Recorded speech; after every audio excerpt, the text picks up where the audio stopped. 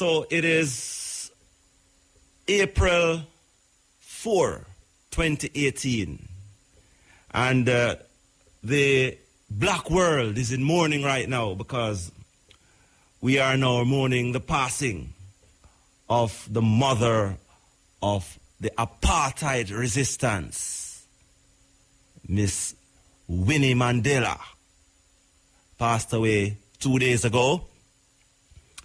And, we are mourning, we are standing up with South Africa at this moment as we, honor the life of this great African queen, warrior princess, who did so much to help tear down the walls of racism on the African continent.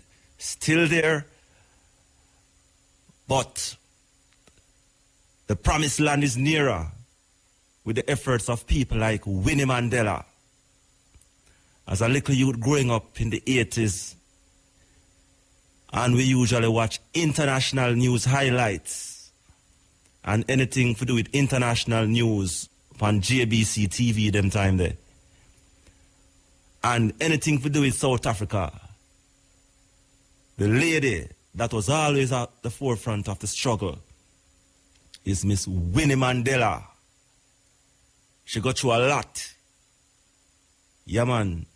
While her husband, her former husband, Nelson Mandela, was locked away for 27 years. She bore the brunt of the struggle in South Africa. She got through a lot. Torture, imprisonment, abuse, exile, forced exile, living in some squalor conditions as he brought up the two daughters that was produced by she and Nelson Mandela. And, I can always remember Miss Winnie Mandela at the forefront of the struggle in South Africa, the land where the white man came and destroyed the dignity of the black people down on the Cape of Africa, known as South Africa. They denationalized millions of black people, stole the land, destroy the dignity of a people. And on top of that, when the struggle intensified, they imposed the system of apartheid in 1948, a wretched system that segregated people in their own land. And it was countries like Jamaica that initiated the fight against apartheid in the 1950s, when the struggle was on in earnest in South Africa.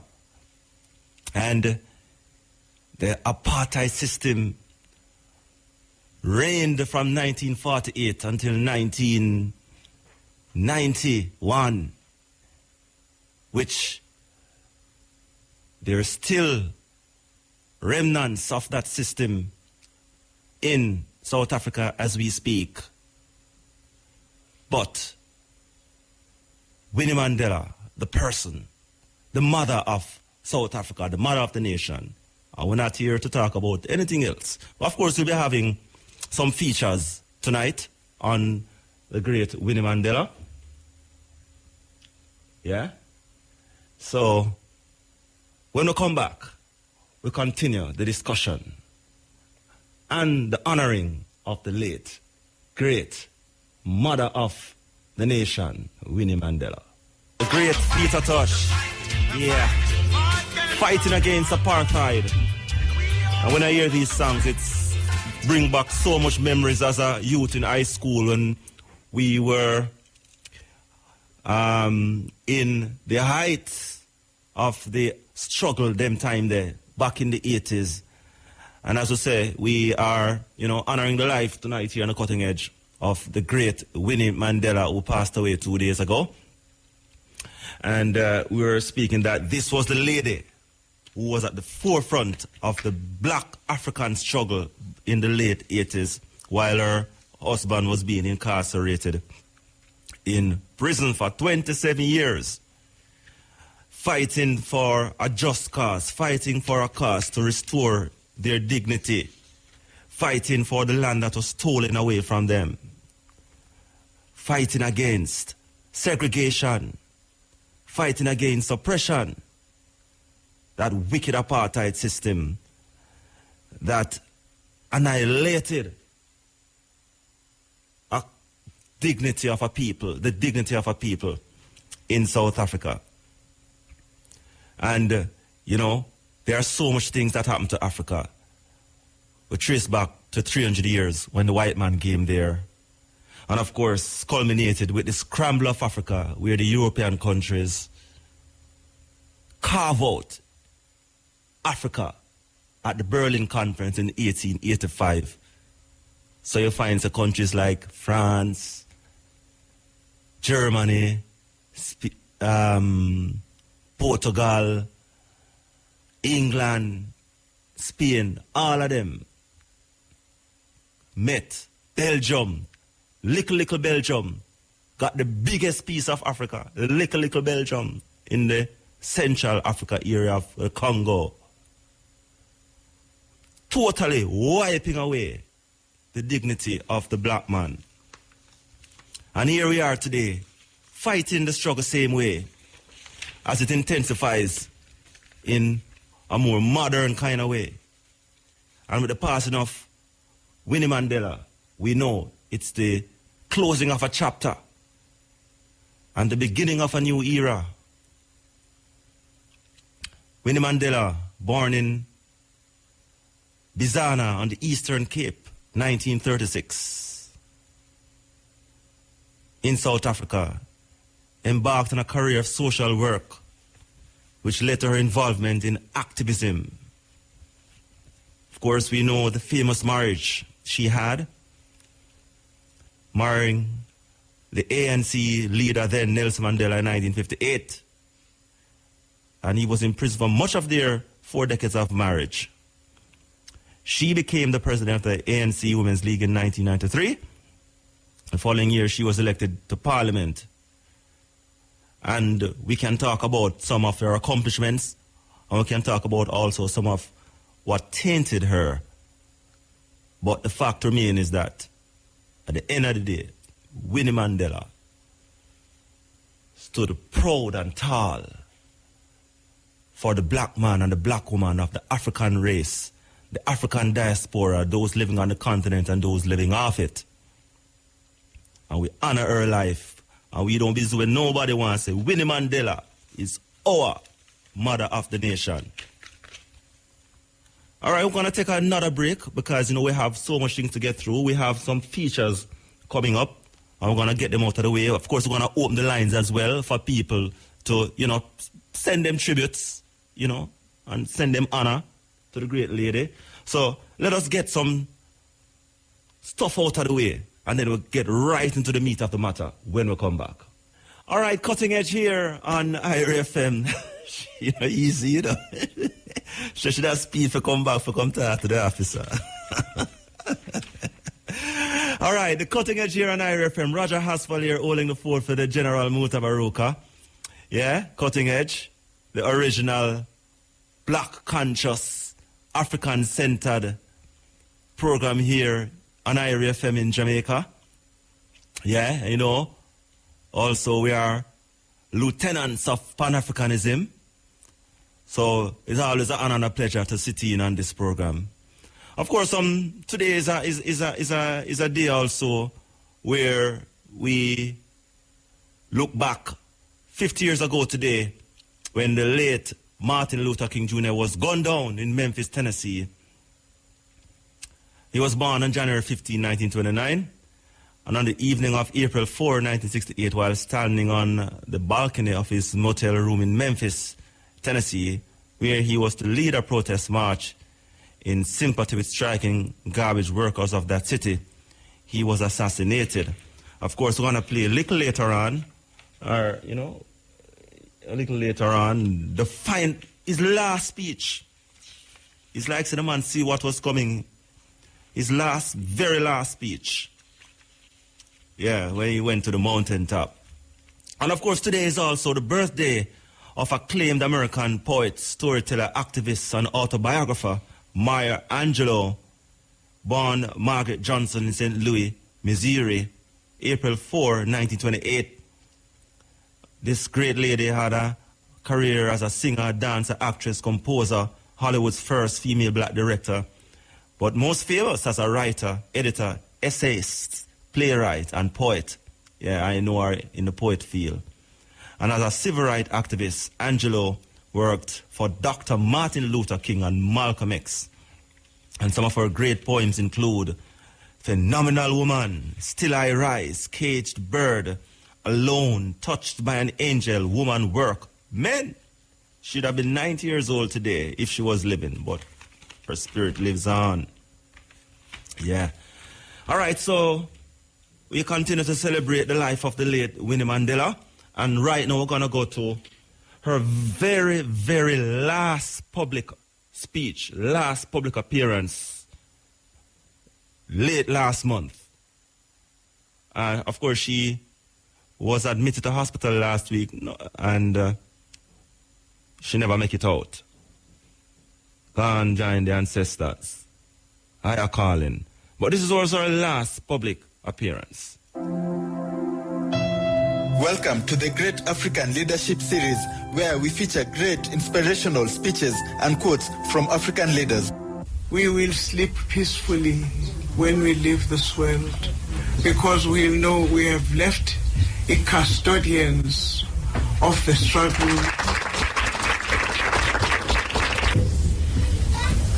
And the wonderful speeches we have heard here, I'm so proud of the VITS SRC president. How's that, Pamtanam?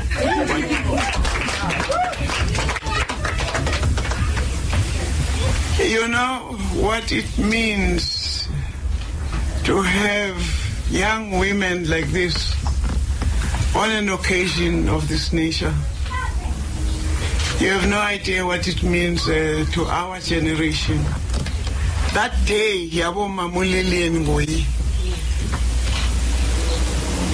those 60 years ago, when they collected women from all over the country,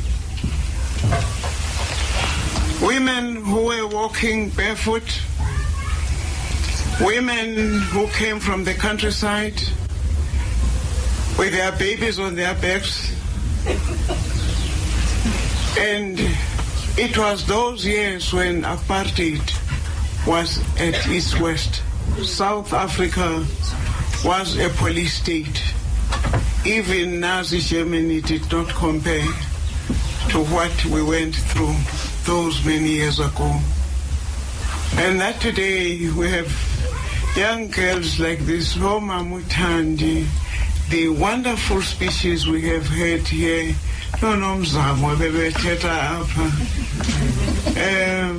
so open and frank. This was the idea of this forum. About what you are doing, generation, we will sleep peacefully when we leave this world, because we know we have left a custodians of the struggle for women in your hands. Congratulations. You know, those many years ago when we fought for the liberation of this country, no problem was insurmountable. Sasasilwa for the liberation of our country. And the struggle those days was our opium. We were so hooked by our thirst for freedom that we did not foresee that in 2016 I would hear a young girl, Ongangawe, saying she has attempted suicide many times.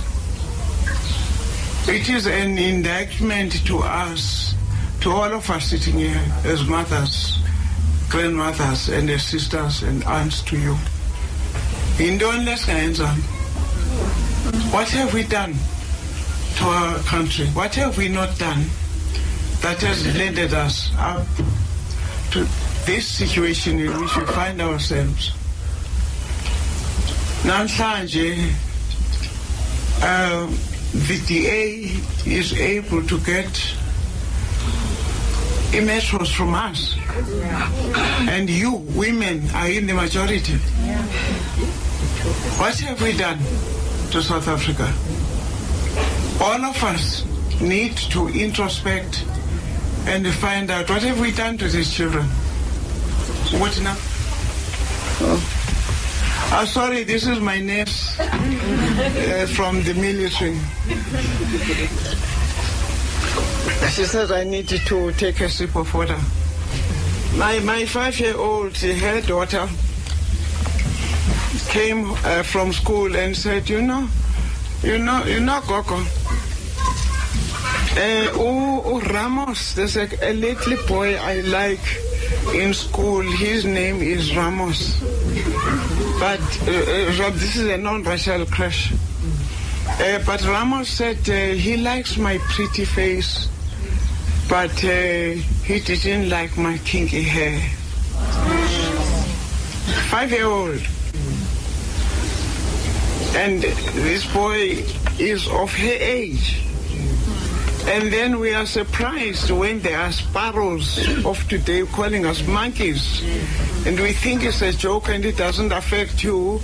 It affects only that person who was called a monkey. It insults all of us. These people must not tempt us again. These people who are of the other color must not go back to that racism which drove us to the forest.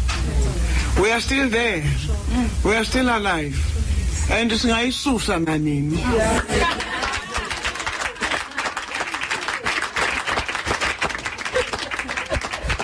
is about time the women of this country gave a strong warning to all those racists out there who keep calling us monkeys, who keep calling us baboons, that they must remember what we have done to them in the past. There were times when we were all by ourselves in the country, and yet we defeated them. We defeated apartheid, we fought them, and they knew that they could no longer win any battle on racism. So they must not keep reminding us of those days, because our people are still there. Do not continue provoking us. You do not play with that fire as long as we breathe. Amanda! Yes, man. One of the great tributes to Winnie Mandela done by our very own Carleen Davis. This was a hit as well. I remember this song so clearly. It was such an anthem back then. And, you know, when Winnie Mandela came here in 1991 with her husband, then Mr. Nelson Mandela, when they visited Jamaica, they spoke eloquently, they spoke positively, and they spoke stridently about the role that Jamaica and Jamaican musicians in particular played in keeping them to ensure that they fight in the struggle. The liberation songs, the songs from the Burning Spears and the Peter Toshes and the Bob Marleys of this world, and all the black consciousness that emanated out of Jamaica back then, headed by Rastafari, you know, and we know of the large Rastafari community in South Africa and the large Garveyite community in South Africa, all of which emanated out of Jamaica and the role, and they really paid homage to the role that Jamaican musicians played. And, continue to play in this time of struggle. All right, so we're going to go to a feature now, on the cutting edge here. Of course, Roger Haspel here holding the fort for Mota. And it's a two-part feature. And it's going to delve deep into the life of Winnie Mandela. So we're going to start with part 1 now. Winnie Mandela, freedom fighter and ex-wife of late former South African President Nelson Mandela. Loved by many for her struggle to free her husband and free the country. On the flip side, disputed because of complicity for murder. Now, more than 2 decades after her husband's release in 1990, she seems to be forgiven but not forgotten.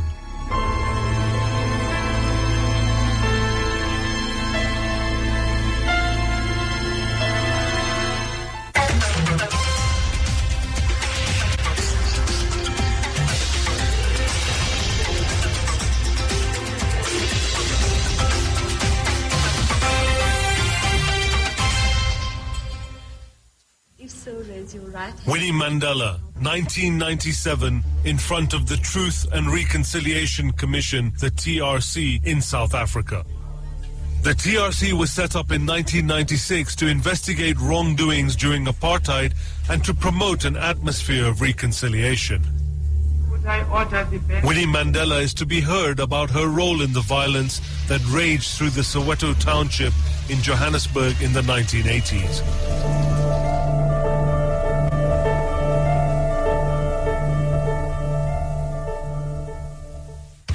I am saying it is true. Things went horribly wrong. I fully agree with that. And for that part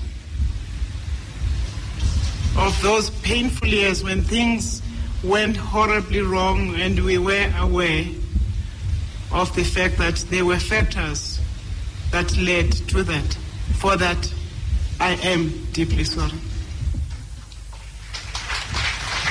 The main issue during Winnie's hearings was the murder of 14-year-old Stompie Zepe in 1988.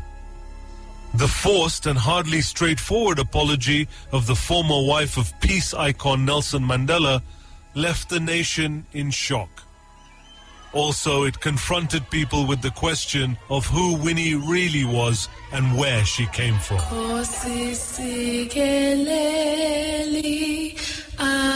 Africa,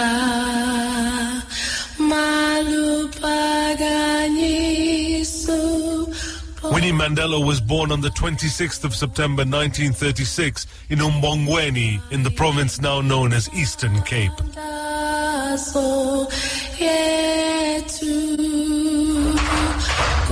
She was born in this compound that is still owned by the family.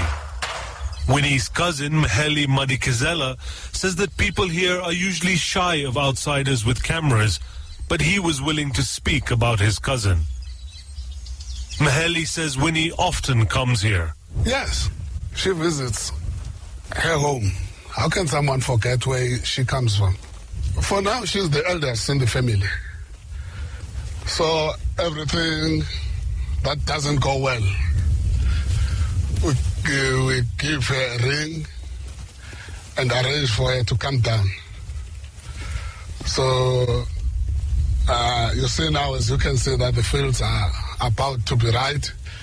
She'll come down for meals. We stay with her here. Mheli knows a totally different Winnie to the one who appeared before the Truth and Reconciliation Commission. She's a good person, a good caring person,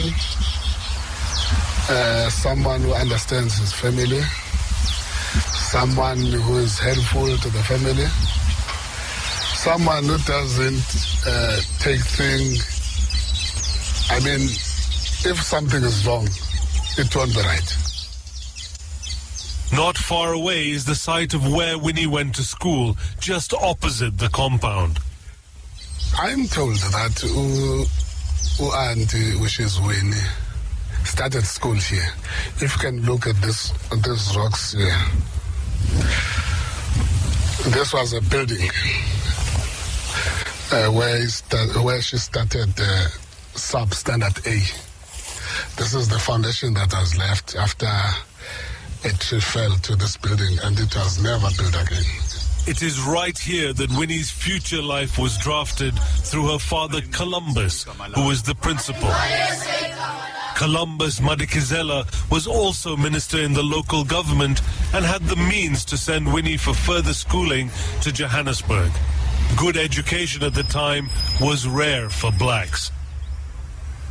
These were the days of apartheid South Africa, a system of racial segregation instituted in 1948 when Winnie was 12 years old. Black people were evicted into separate neighborhoods called townships. This is how Soweto, the southwest township in Johannesburg, came into being. In these townships, the blacks had their own services like schools and hospitals. All were inferior to the same services for whites. The blacks were only allowed out to work for their white masters in uptown areas, but were supposed to return before a blacks-only curfew.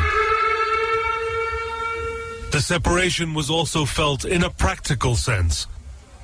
There were separate buses for black and white, separate entrances to public buildings, all made more obvious by the separation signboards that became the international hallmark of apartheid.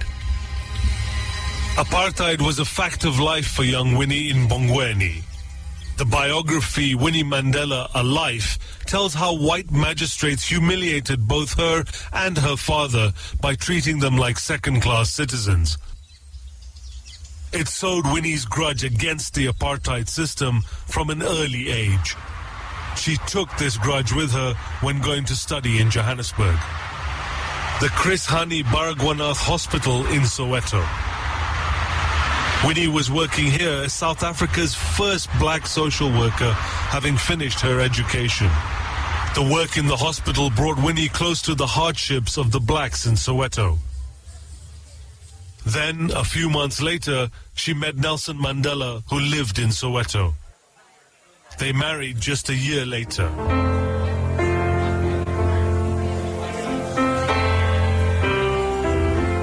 But this wasn't romance, at least not at first.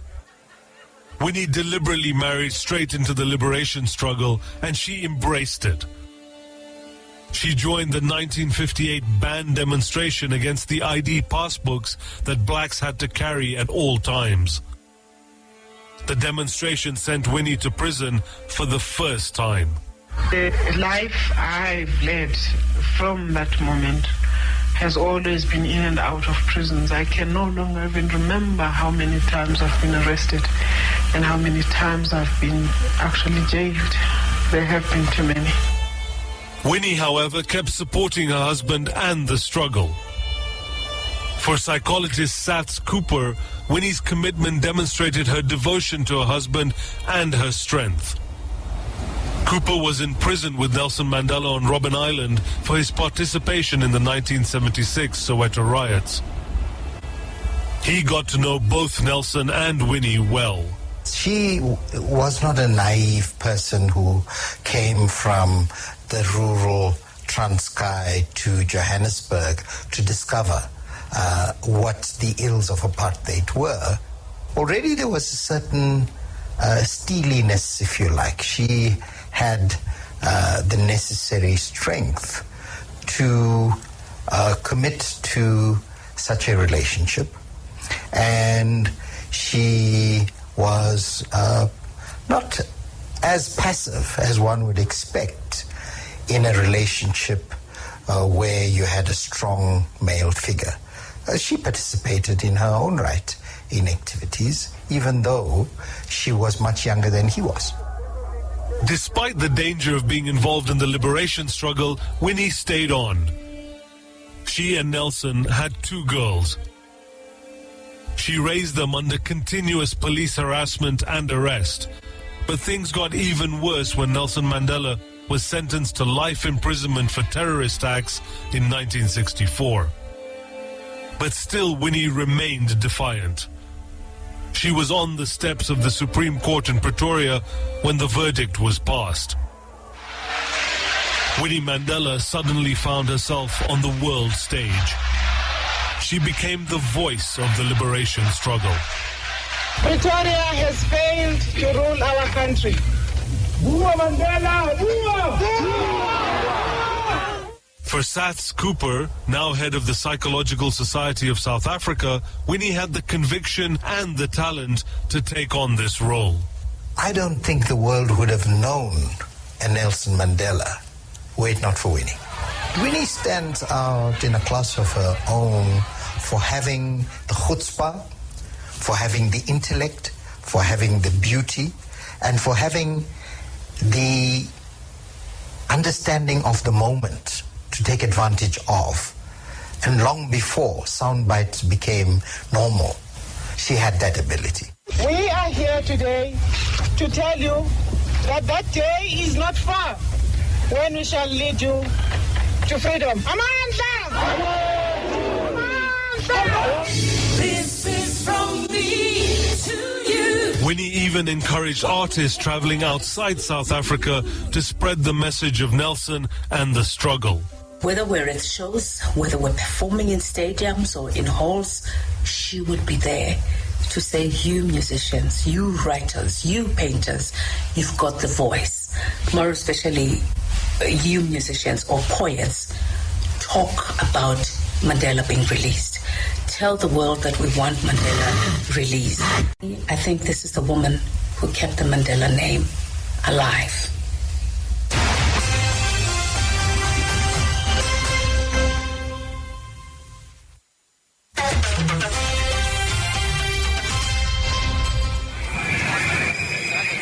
The anti-apartheid work meant Winnie kept being arrested, but somehow she got used to it. But there was one arrest she would never forget. The one she described in her memoirs, 491 Days, about her jailing in 1969 for having committed propaganda for the banned ANC. She was shouted at, beaten, threatened with rape and murder, kept awake and interrogated continuously.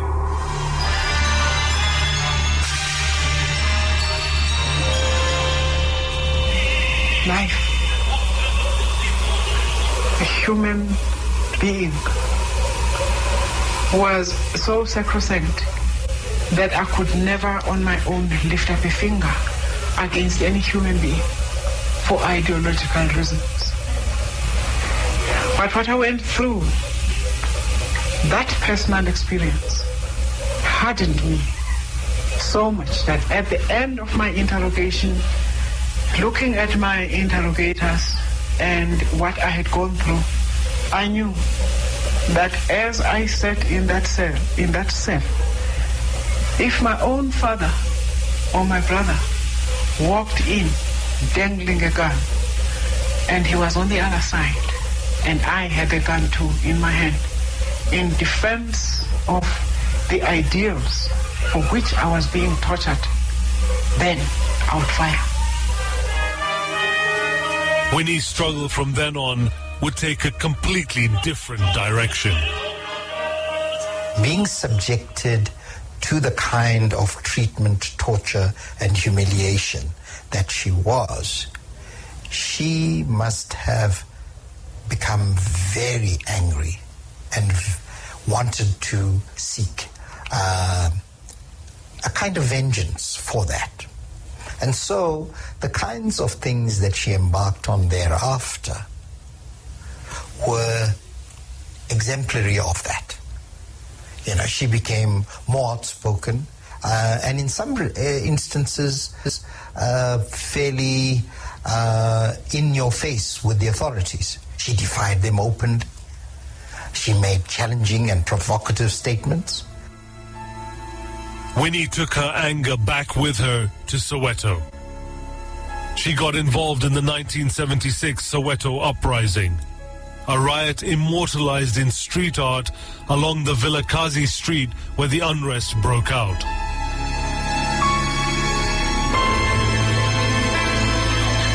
The uprising was started by school children like this, demonstrating against making the white man's language Afrikaans compulsory in black secondary schools. There were running battles for days.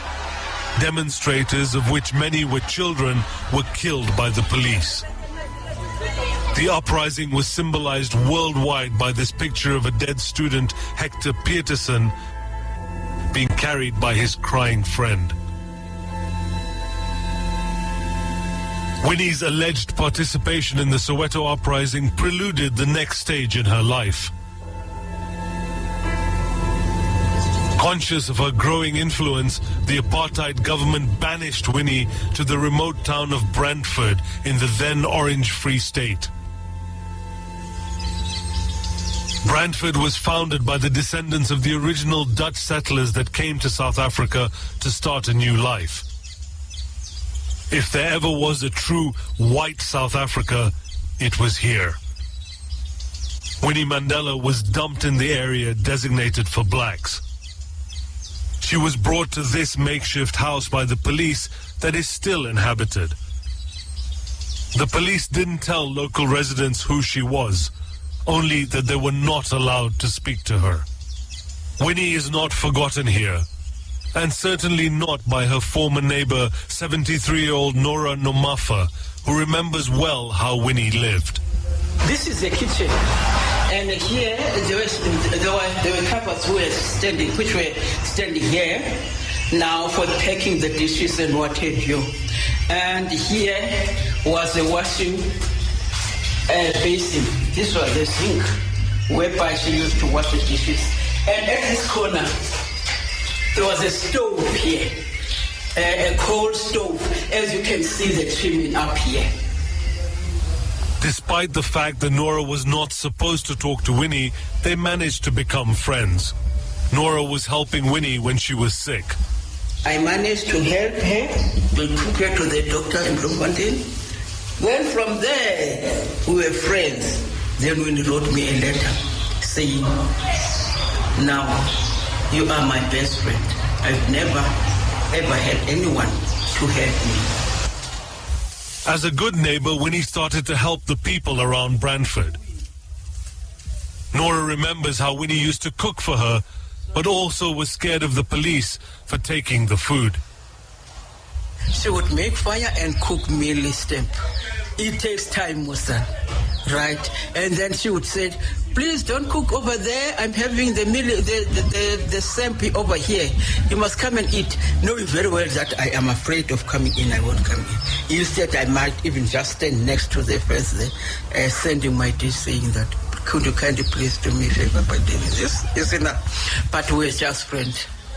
Then the best friend, in fact, was Winnie. After this, Winnie picked up her social work and asked Nora to assist in opening a medical clinic next to her home that over the years went up in ruins.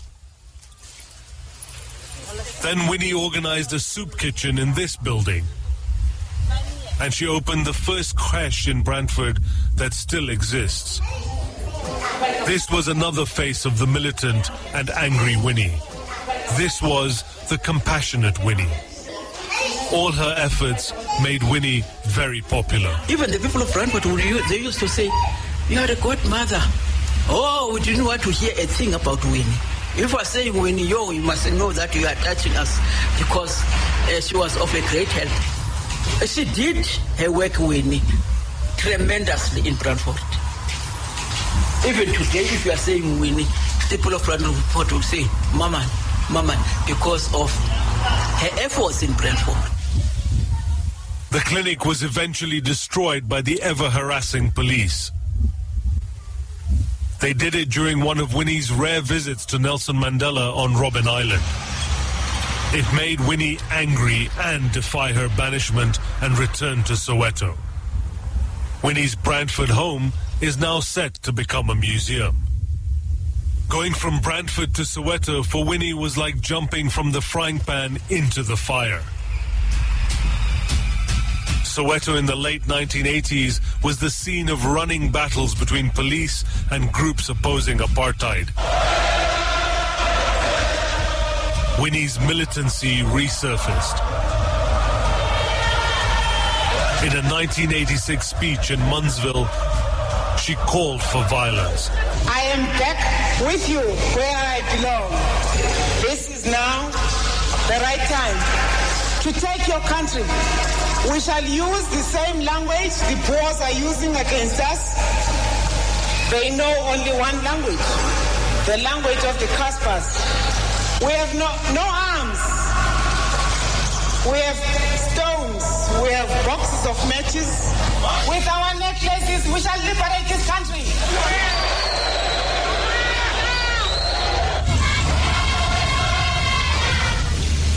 Necklacing is a South African technique of torturing and killing a person by putting a rubber tie around their neck and setting it on fire with petrol. The ANC, who were then mainly operating in exile, distanced themselves from Winnie's calls for violence. Sats Cooper says this made Winnie go for it alone.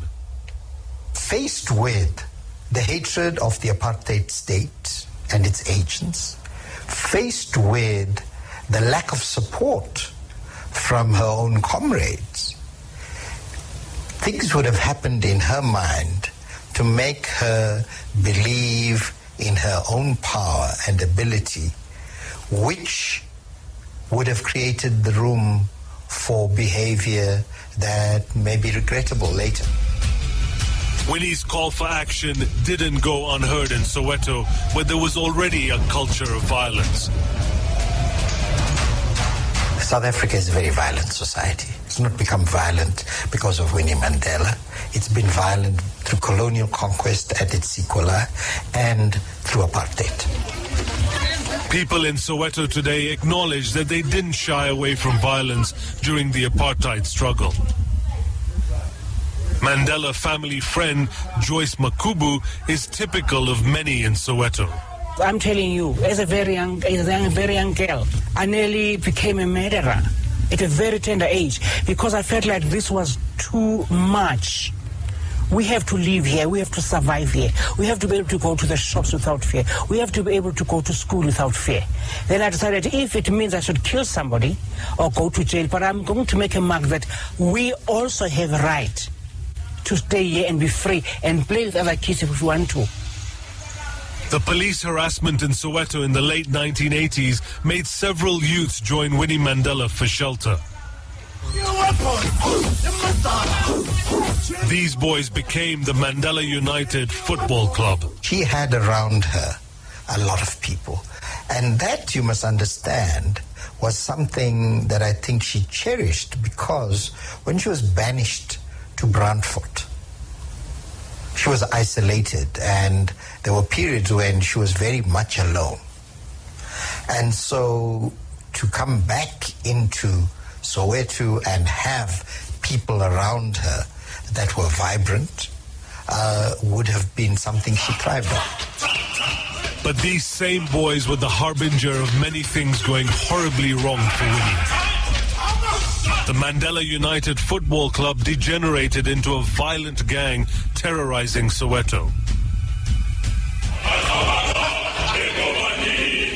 Then the Mandela United Football Club slowly got infiltrated by secret police informers seeking intelligence on the ANC. The notion in Soweto about these informers created paranoia, and anybody found to be one was killed, often by necklacing. It even led to the occurrence of cartoons like this. Winnie's Mandela United Football Club was eventually infiltrated by several informers, although they did not know each other. Then in 1988, 14-year-old Stompie Zepai was killed in Winnie Mandela's house on suspicion of being a police informer. According to Sats Cooper, it is unclear whether Winnie gave a direct order. But because of the paranoia caused by the informers, the slightest suspicion of being an informer uttered by Winnie would have been enough to be killed. They would be second-guessing her thoughts if she expressed a single word against somebody or gave a look that was disdainful, that would have been sufficient cause for them to act on it. To say, well, Mama feels like this, therefore we must do it. Yvonne Chaka Chaka insists Winnie would never condone acts like that. She opened her house to young children, everybody. And unfortunately, some bad things happened there. I don't think it was of her making. She didn't condone that. She didn't allow those things to happen, but they happened. You know, when you house lots of people, when you give people a roof over their head, you don't have lots of control of what they're going to be doing. So really, I don't want to paint her black, because she was trying to do good. Killing an informer was business as usual in Soweto. A child, though, that was deplorable. But in the madness of those days, the distinction between adult and child ceased to exist. During apartheid, the roles were terribly bizarre. You know, they weren't the kind of controls that normal societies would have, where the parent is in charge. Here you have a Stompie Sepe who at 11, 12 was a leader in his community. Whereas you'd expect that his parent, his teacher would be. But the roles are reversed. So it's that abnormality that allows for the kind of murder, if you like, of somebody like this. It left the people of Soweto in shock. Winnie's former neighbors remember all too well the insanity of the time. I sympathized a lot because I had seen firsthand what she did for us and in the community. Now, to me, that was a black mark. That incident was a black mark. And I would say to an extent, I was hoping against hope that the accusations are false, are wrong. You see? But then, as everybody knows, she went to court and she was found guilty for this and that, and couldn't be too good for her image. Did it make you sad? To a point, yes. I'm sure it made everybody sad. I think in 1980s, I just hear all those stories. After 1990s, what would she have done so and so. But in fact, from bad to good, I think she must be forgiven. Why? Because at last, she have done good things to help people not to die. The ANC again distanced itself from Winnie Mandela, and from his cell, Nelson ordered her to disband the football club. She did. An investigation was started against Winnie Mandela on charges of complicity in murder. But the charges were overshadowed by the release of Nelson Mandela in 1990.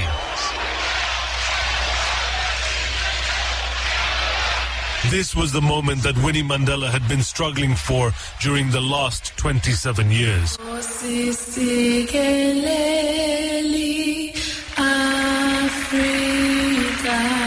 But the happiness was short-lived, since only 2 years later, Winnie would find herself separated from Nelson Mandela.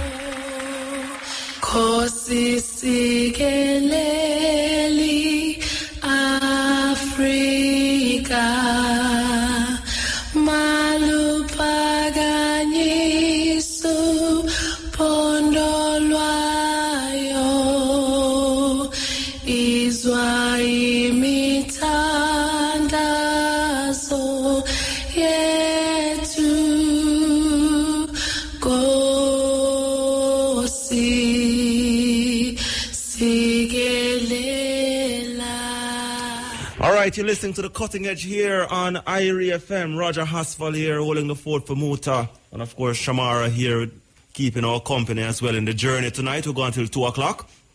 And that was the first part of a two-part feature looking in depth into the life of Winnie Mandela, born 1936, transcended this life 2018. We're going to have more after the break. Yeah, man, you're listening to the Cutting Edge here on Area FM. August. April. I choose A for August, A for April. But it's April 4. Yeah, and we're paying tribute to Winnie Mandela tonight here on the Cutting Edge. And we heard the first part of an in-depth look into the life of Winnie Mandela. We're going to go to part 2 now. Because of cases of fraud and corruption. This second episode of a 2-part documentary explores how Winnie Mandela maintained her clean, iconic status despite her repeated scandals.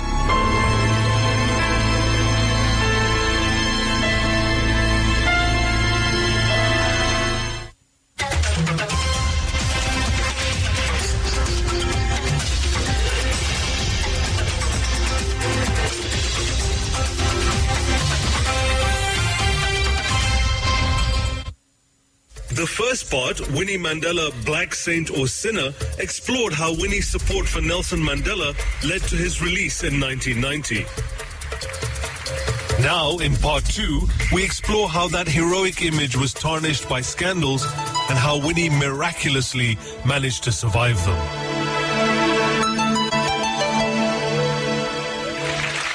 Mandela's release in 1990 was what the nation had been hoping for since 1964. We were ecstatic, and life was real again, and it was just too much excitement. But for Winnie, the happiness was short-lived. Her ghost from the past was soon to resurrect. There was the Stompie Sepai murder case for which she was sentenced in 1991. And it was revealed Winnie had been unfaithful during Nelson's imprisonment.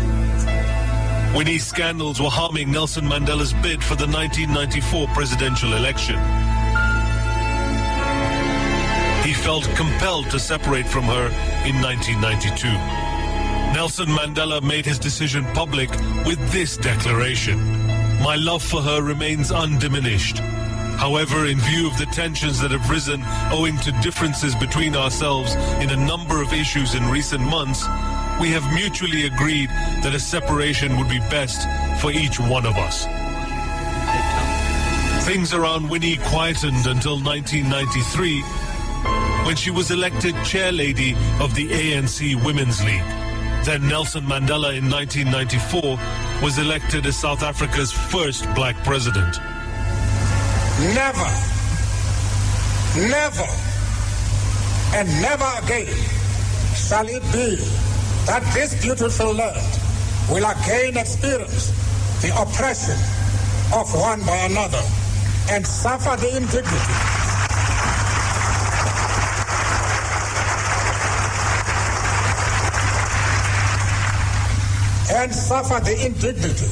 of being the scum of the world.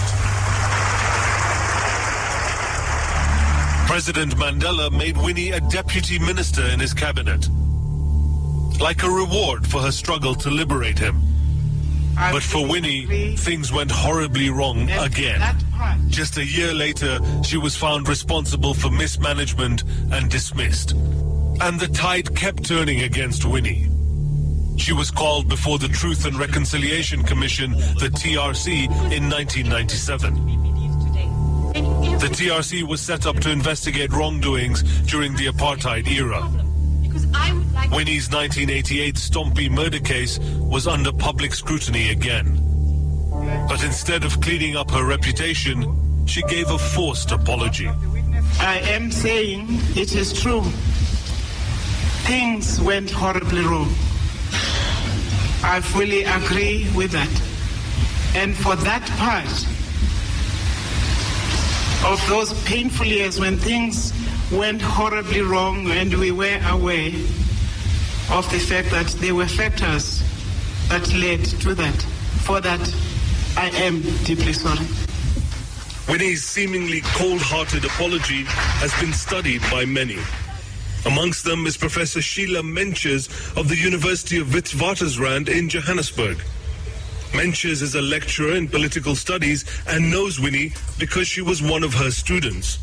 She always came surrounded by bodyguards who stood outside the door while we had our classes. She wasn't the best student that I'd ever had, but her points of view were always interesting. She certainly had a sort of very basic, streetwise view of politics that was quite different from the other students. This was in the early 1990s, and Professor Menches met Winnie again in 1997 because she was affiliated to the TRC. So was Piers Pigu, now project leader South Africa for the International Crisis Group. Pigu and Menches both say Winnie had other things on her mind than apologizing. There is no question that that was a performance. It was an orchestrated performance, I think. And I think it was one that had that was very, very aware. And I'm not sure that she was the only one who orchestrated it. I'm quite sure that there were people around her who were governing the way in which she was presenting herself. Pigu says Winnie considered the TRC as a smear campaign against her because she was vying for a senior position in the ANC. Mrs. Mandela's response throughout was that everyone was lying, everyone was mad or crazy or had some kind of vendetta against her. And there were certainly elements inside the ANC at that stage, even though her former husband was president, who were dead against her getting anywhere in that contest. And in some respects, Mrs. Mandela also saw this as part of a campaign to bring her down in terms of her own political ambitions. So I think she was in combative mood from the get-go. She knew she would face a lot of her detractors in terms of the specific allegations. So she took on a stance which was rigid and inflexible and unapologetic. South African psychologist Saths Cooper says that Winnie's rigid posture is still to be understood because a lot of information on the Soweto violence was not available for the TRC. I think that the truth of this matter will still be told someday. I think that many others who were there ought to have testified. They didn't. Those who stood up to condemn her had evidence, but they did not provide this evidence. But her appearance before the TRC was not the end of Winnie's fall from grace. In 2003, she was found guilty of misusing her position in the ANC Women's League to sell funeral policies. Psychologist Saths Cooper says that in the early days of South African parliamentary democracy, there were no effective controls of power, and that might have affected Winnie's behavior. That's something that happens when power has its own life, and the power itself envelops people.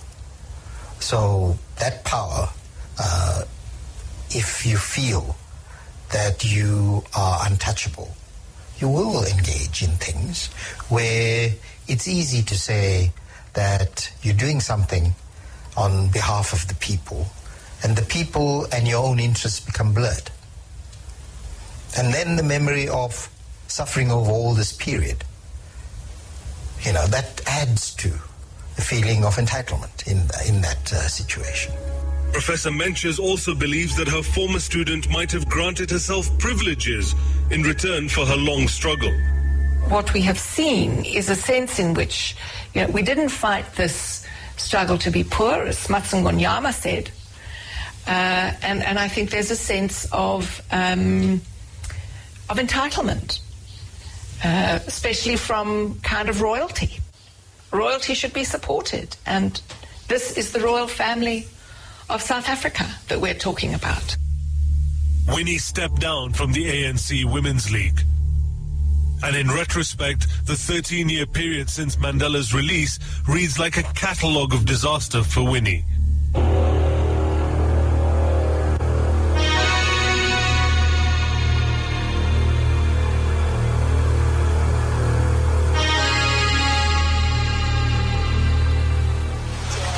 Yet Winnie's dramatic life began to attract artists, musicians, film directors, and fashion designers.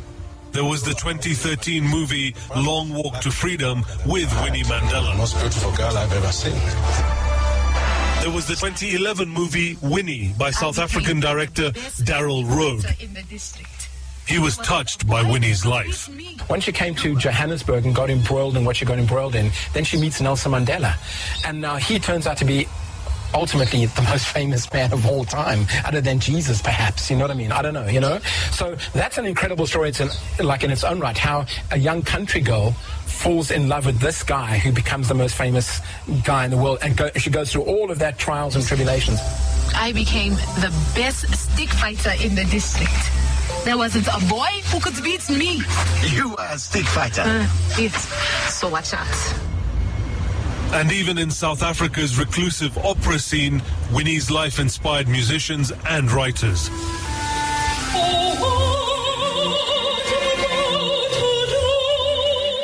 Bongani Ndodana Breen is the composer of Winnie the Opera. He found that her life had everything opera requires. She has suffered tragedies, and she's lived through some of the, I think, most fundamental periods of our progress to liberation. And for me, this whole life that she has led is a tableau that is very operatic. So it was not a difficult thing for me to conceive of her life as an opera.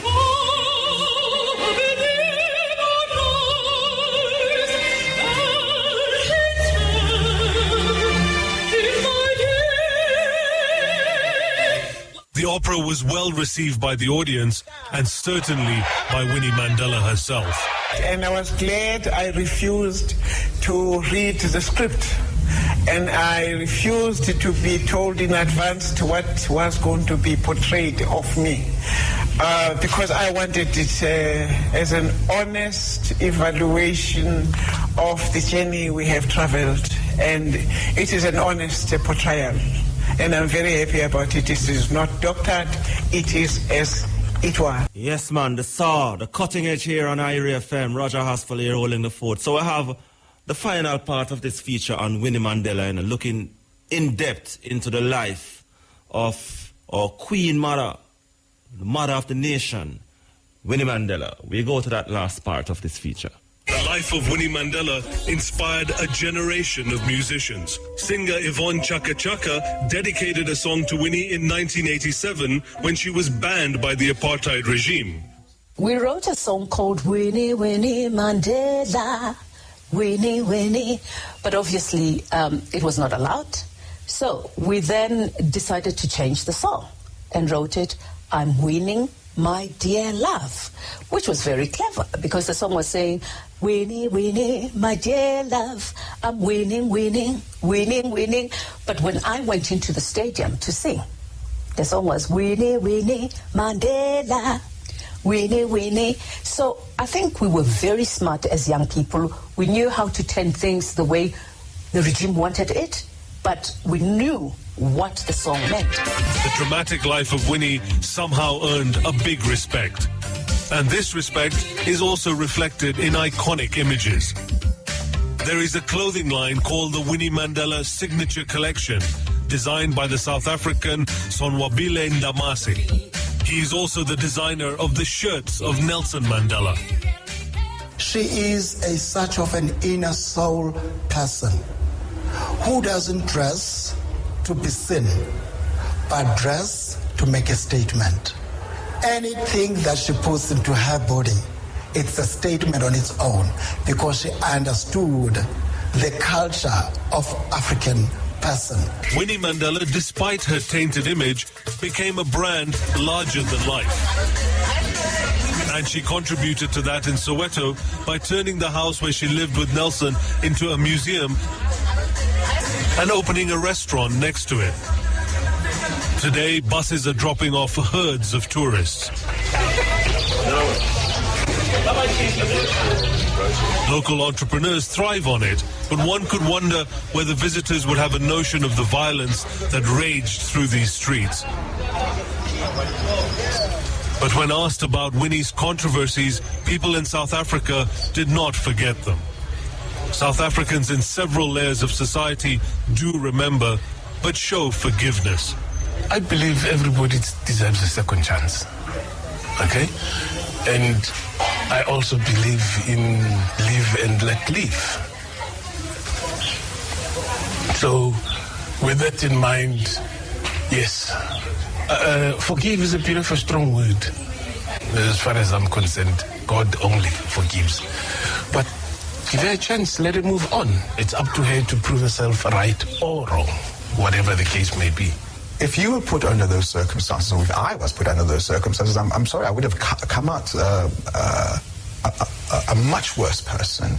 But she has been able, I think, to have so much compassion for people, and I think she's come out of those experiences maybe wiser, I suppose, but certainly she's come out of those, I think, stronger. This is a woman who spent 27 years on the front line fighting to liberate her husband, despite anything that happened during then, the Stompie incidents, the so-called lovers, all of that stuff. Who cares? The point is, if it wasn't for Winnie Mandela, we would never have been sitting in this garden now having this conversation, I believe, you know? She was a champion of the liberation struggle in South Africa.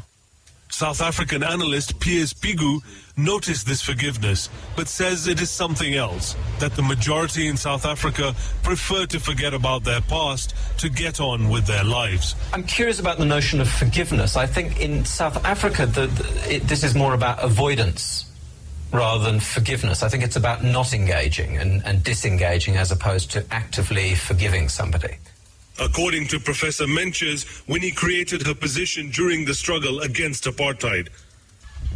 And in the years after, she solidified her position by grooming herself into a savior of the poor.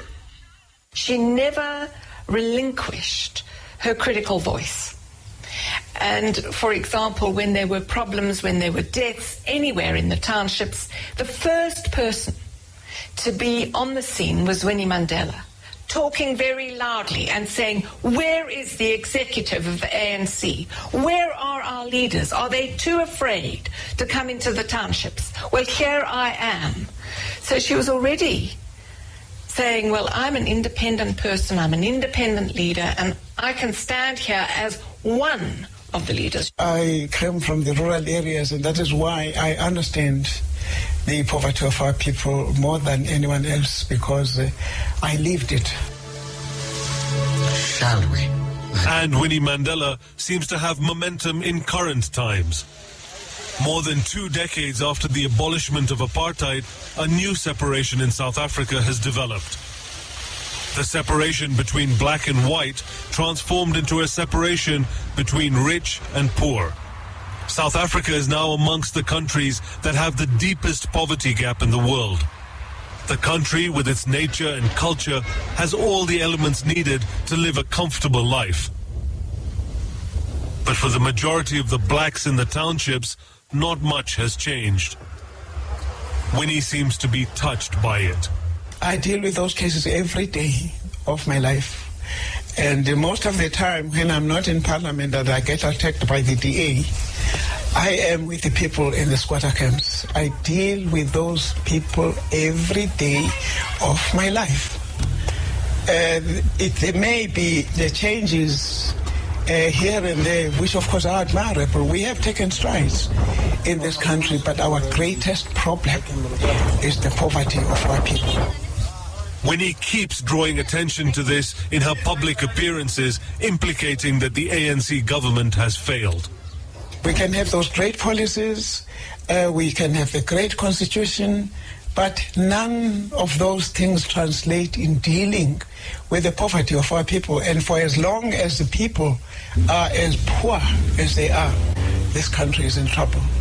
And these ramblings, these demonstrations for water, for delivery of services, housing, we have a problem. Winnie is raising attention for the plight of people like 61-year-old Mamokem Mathe from Soweto. Because other people, they still stay in the shack. There is no electricity, there is no water, there is no job. And Sintizwa Mkanazi, a mother of 5, says that nowadays it's tough to make ends meet. And this feeds frustrations towards the ANC. Things are not the way we thought they are going to be like. Why? As she says, poor job. If you get a job, less salary, more hours, only to find that one person is doing a job for 3 people for one salary. And then 59-year-old Monde Ndaba is also disappointed because things only improved by half. Education has changed. The sad thing is there are a lot of kids who are qualified. They have degrees, but they have no jobs today. And that sort of cancels out the education aspect. What's the point of being educated when you cannot use your education? I've got 2 nieces with degrees today. It's been years. They still don't have jobs. This disappointment in the ANC government gave Winnie Mandela's campaign for the poor firm ground, and it helped to repair a tainted public image. It also enabled her to stay in Soweto, living amongst the people she both supported and disappointed. And with the scandals behind her, this could have been a quiet retirement at almost the age of 79. But not for Winnie.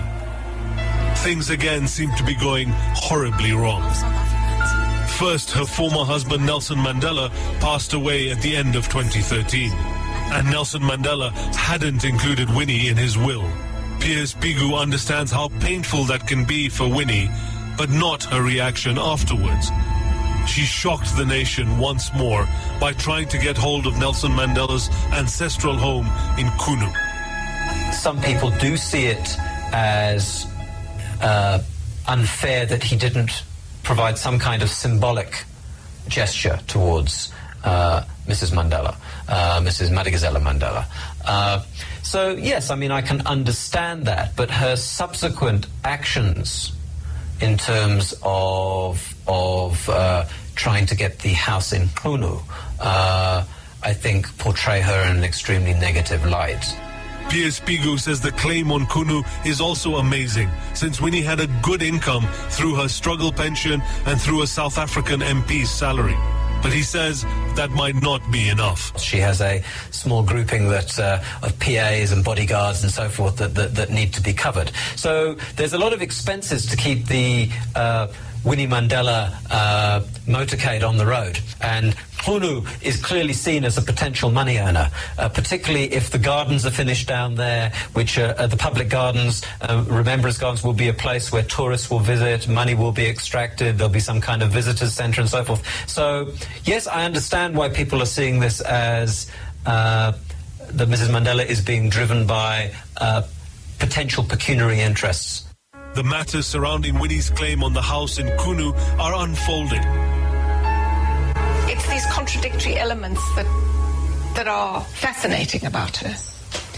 And I think that there is still more to be written about her, to be said about her, more to be understood about her, so that we can get a fully rounded picture of this really remarkable person who suffered the most enormous harassment, torture, but who is through it all sort of remained this with her dignity somehow intact.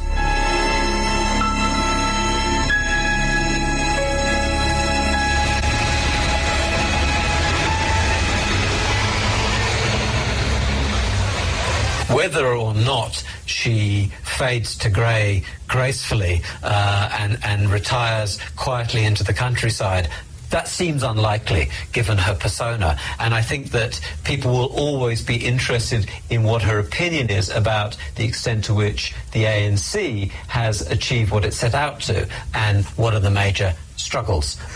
She's been critical of the movement that she struggled for. And she has been critical of the things that have been happening in the name of the organization that she has given her life for.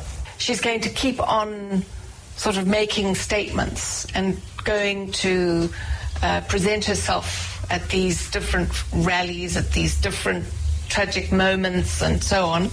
But I don't see her becoming a leading figure in any government in the future. I just think that in a way she's now been put into retirement rather than perhaps retiring. And what of Winnie herself? She says she is proud of her life, but she is not necessarily the only mother of the nation. I never felt it was referring to me alone. I considered all the women who have sacrificed their lives. My age group, I consider all of them as mothers of the nation. I never thought and never claimed that it is my personal title in any way, because I didn't give it to myself. It's the masses of this country I threw stones with when we were fighting, and I'm one of those who engaged the enemy physically as well.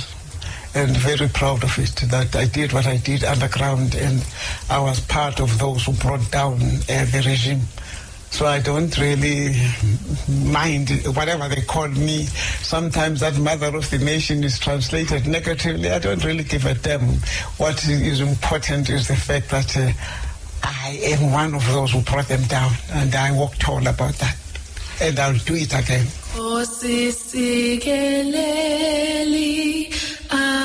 Africa.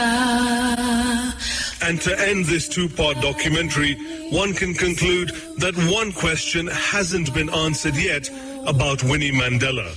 Is she a saint or is she a sinner?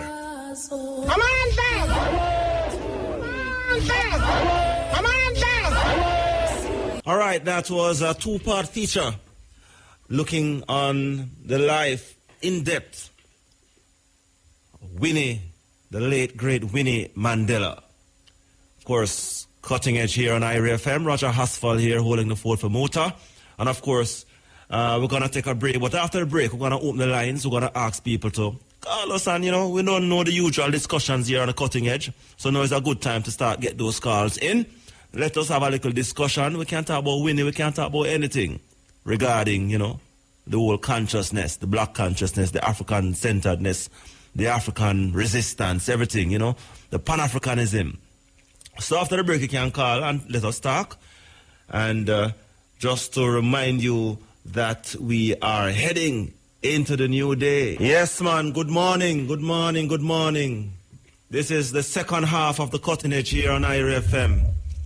And the first part, of course, we look in depth into the life and the works of the great Winnie Mandela. And of course, we in Jamaica here standing in solidarity with the South African people at this time as we mourn the passing of this icon, international icon, as we see it. The lady who was the mother of the apartheid struggle. Yeah. So we hear that there will be a state funeral for Winnie. And we'll, watch and see how things progress here as, they prepare for the funeral of this legend of our times. Yeah. And, of course, she really was at the forefront, as we say, of the struggle while her late husband, Nelson Mandela, was incarcerated. She was the one who was taking all of the battering and the bruising. I will remember that. I will never forget that. Because, as we were saying earlier, a lot was taken away from the original inhabitants of the land of South Africa. People were we're talking about millions of people who were denationalized and stripped of their dignity and lowered to the category of dogs and even less under the wicked system of apartheid. Yeah. So, we said earlier that today was also the day when they assassinated Martin Luther King. Yeah. And this was his very, very last speech. In fact, many people said he saw it coming. But this was his very last speech before he was assassinated in Memphis, Tennessee, 50 years ago. Somewhere I read of the freedom of assembly. Somewhere I read of the freedom of speech. Somewhere I read of the freedom of press. Somewhere I read that the greatness of America is the right to protest far right.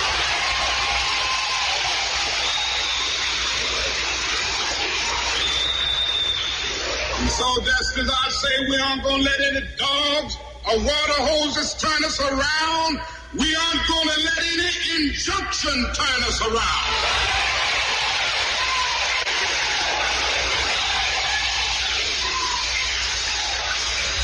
Well, I don't know what will happen now.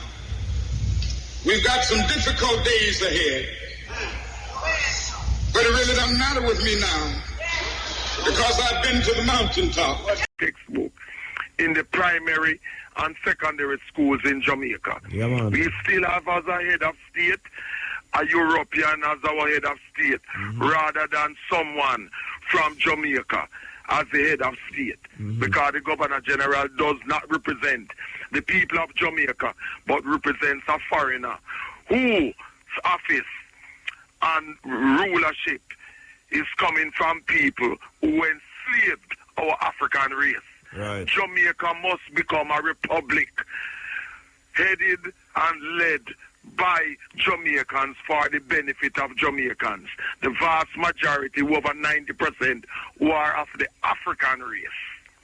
Because Jamaica belongs to the African race by the blood, sweat, and tears of our ancestors that paid for it during the enslavement, the biggest genocide in history, every time. Yeah, man. So keep on with the good work, Brother Roger. Respect, and man. Africans worldwide at home and abroad, keep on fighting, never ever give up, because we will win.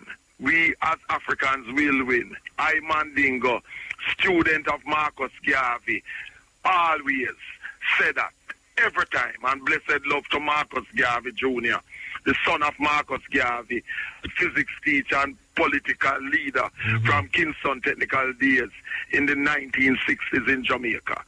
And to all Africans, yes, Stokey from Franklin Town, another Pan-Africanist from our school days, and still is to this day. We don't change every time.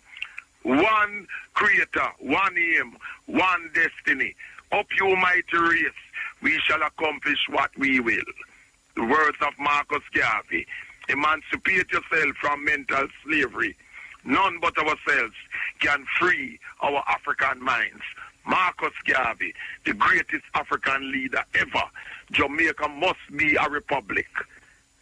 Blessed love. Blessed love, man. Africa for the Africans, those that know abroad, man. Those who home and abroad. It's twice the mother's cousin, the first one, Amy Ashwood, and Amy Jakes Garvey, the mother of Marcus Garvey Jr. Yeah, Africa for the Africans. Those for at those home, at home and abroad. And all the islands in the Caribbean are African islands. Yes. We're not giving them up. No. We're not giving them up. It's part of our reparations. Every island in the Caribbean is an African island. Yeah, man. Paid for by the blood, sweat, and tears of our African ancestors. Right. We shall achieve victory, and we shall defeat our racist enemies and the traitors who work for them. Mandingo, the Africanist, the Marcus Garveyite, telling it like it is. Blessed love. Bless up yourself, Mandingo. Every time. All right, every sir. time. We'll talk. Ujambo, bless. Bless. Yes, man. Mandingo. Yeah, man. So as I say, one up the line, you know, so ones and ones can call in and make we have a chat. Yeah. You know, there's a games in the Commonwealth Games currently underway. It started yesterday, Jamaica time. You know, Australia is about maybe around 15 to 18 hours ahead of us. And it's 71 countries that participate in these games. And all 71 of these countries are what you call now former colonies of Great Britain, England in particular. The Commonwealth Games was, first stage in 1930. And it's, of course, as we say, former colonies of England. Something very interesting happened in Australia today. Today, while the opening ceremony was being taken place, members of the original Aborigines of Australia, they made themselves present and they staged marches and rallies during the opening ceremony of the Commonwealth Games today, declaring that they are still, as the original inhabitants of Australia, they are still landless, they are still being oppressed, they are still being marginalized, they are still being ostracized by the white Australians. And they use the platform of the opening of the Commonwealth Games today to indicate that as the original inhabitants in Australia, they are still facing ostracism and they are still being landless and they are still being oppressed. Now that is very significant because over 200 years ago, when the first British man, and a lot of people don't know that the first man, the first white man, or the first Englishman who went over into Australia was the very man who came here to Jamaica to become governor in the 1860s, talking about Governor Eyre. Governor Eyre who led the viciousness on black people in Jamaica. He was an explorer, Governor Eyre. He was an explorer, and he was sent on an exploration mission down under what them call Australia. And he was there, they sent him as an explorer. Governor Eyre, the same Governor Eyre we are talking who was in Jamaica, a lot of people don't know that, He went there. In Australia right now, there's a big lake by the name of Lake Eyre, named after the same Governor, John Eyre, that was Governor of Jamaica. Lake Eyre, you can Google it, you can check it and see it's not lie, me telling. Governor Eyre. So them sent him and he was also, he became like one, because, them time that when England sent out people, them say anywhere them go, them conquer, them supposed to conquer in the name of England and become the head of the country. And so I saw England usually do them thing one time. Yeah. And he was one of the first people who started the oppression of the Aborigines in Australia. It's a wicked thing these people did to us, Wicked thing, When you look at all of the countries that they conquered or invaded and set up shop, them set up shop almost in almost all of Africa, most of the Caribbean islands, South, Central and South America, North America, islands in the Pacific, and so on. And islands down under, New Zealand and them place there. Yeah. Wipe out the dignity of a particular set of people in a particular set of race. Yeah. So today in Australia was a very symbolic event in terms of the original members of the original Aborigines, coming out and telling the world that they are still being ostracized in their own country, they are still being marginalized, they are still being pushed aside in them original country as the original inhabitants. Yeah, that is still happening in this day and age, 21st century. Greetings. Good morning, darling. Hi. What a program. Oh, thank you very much. And tell Mandingo, he said just about everything all of us would say if we could. I'm 95 now. Oh. And in the middle of my living room is the biggest picture of Winnie that I could ever have been given by a young man who painted it for me. Yes. And through the years, I've talked to Winnie and she to me. I call her my daughter because I am 95. I have that right. Right. But bless her soul. And I took the liberty of saying many years ago on stage, if she had a husband in prison for 27 years and could only be accused of one man, she's lucky, because believe me, if I had a husband in prison for 27 years, 27 lovers. Yeah. A dirty old lady, huh? But your program is magnificent. Yeah, man. Give thanks, man. I'm happy that you're listening and in tune, you know? Are you kidding? At 95? Yes. I sat up to make sure I didn't go to sleep. Yes. But the program is well done, well put together, and even though Mr. Mandela, whom I didn't like, sorry about that, but because I felt that when he knew he was in trouble, he should have run across Africa to another land and not be captured by a white man in his country for 27 years. He should have run to West Africa. Mm-hmm. And all the love that I have for Winnie, I think it is very much felt here in Jamaica. Right. They may not say anything, but they're listening to you. Yeah. And little darling, you seem to have quite a hold on history, too.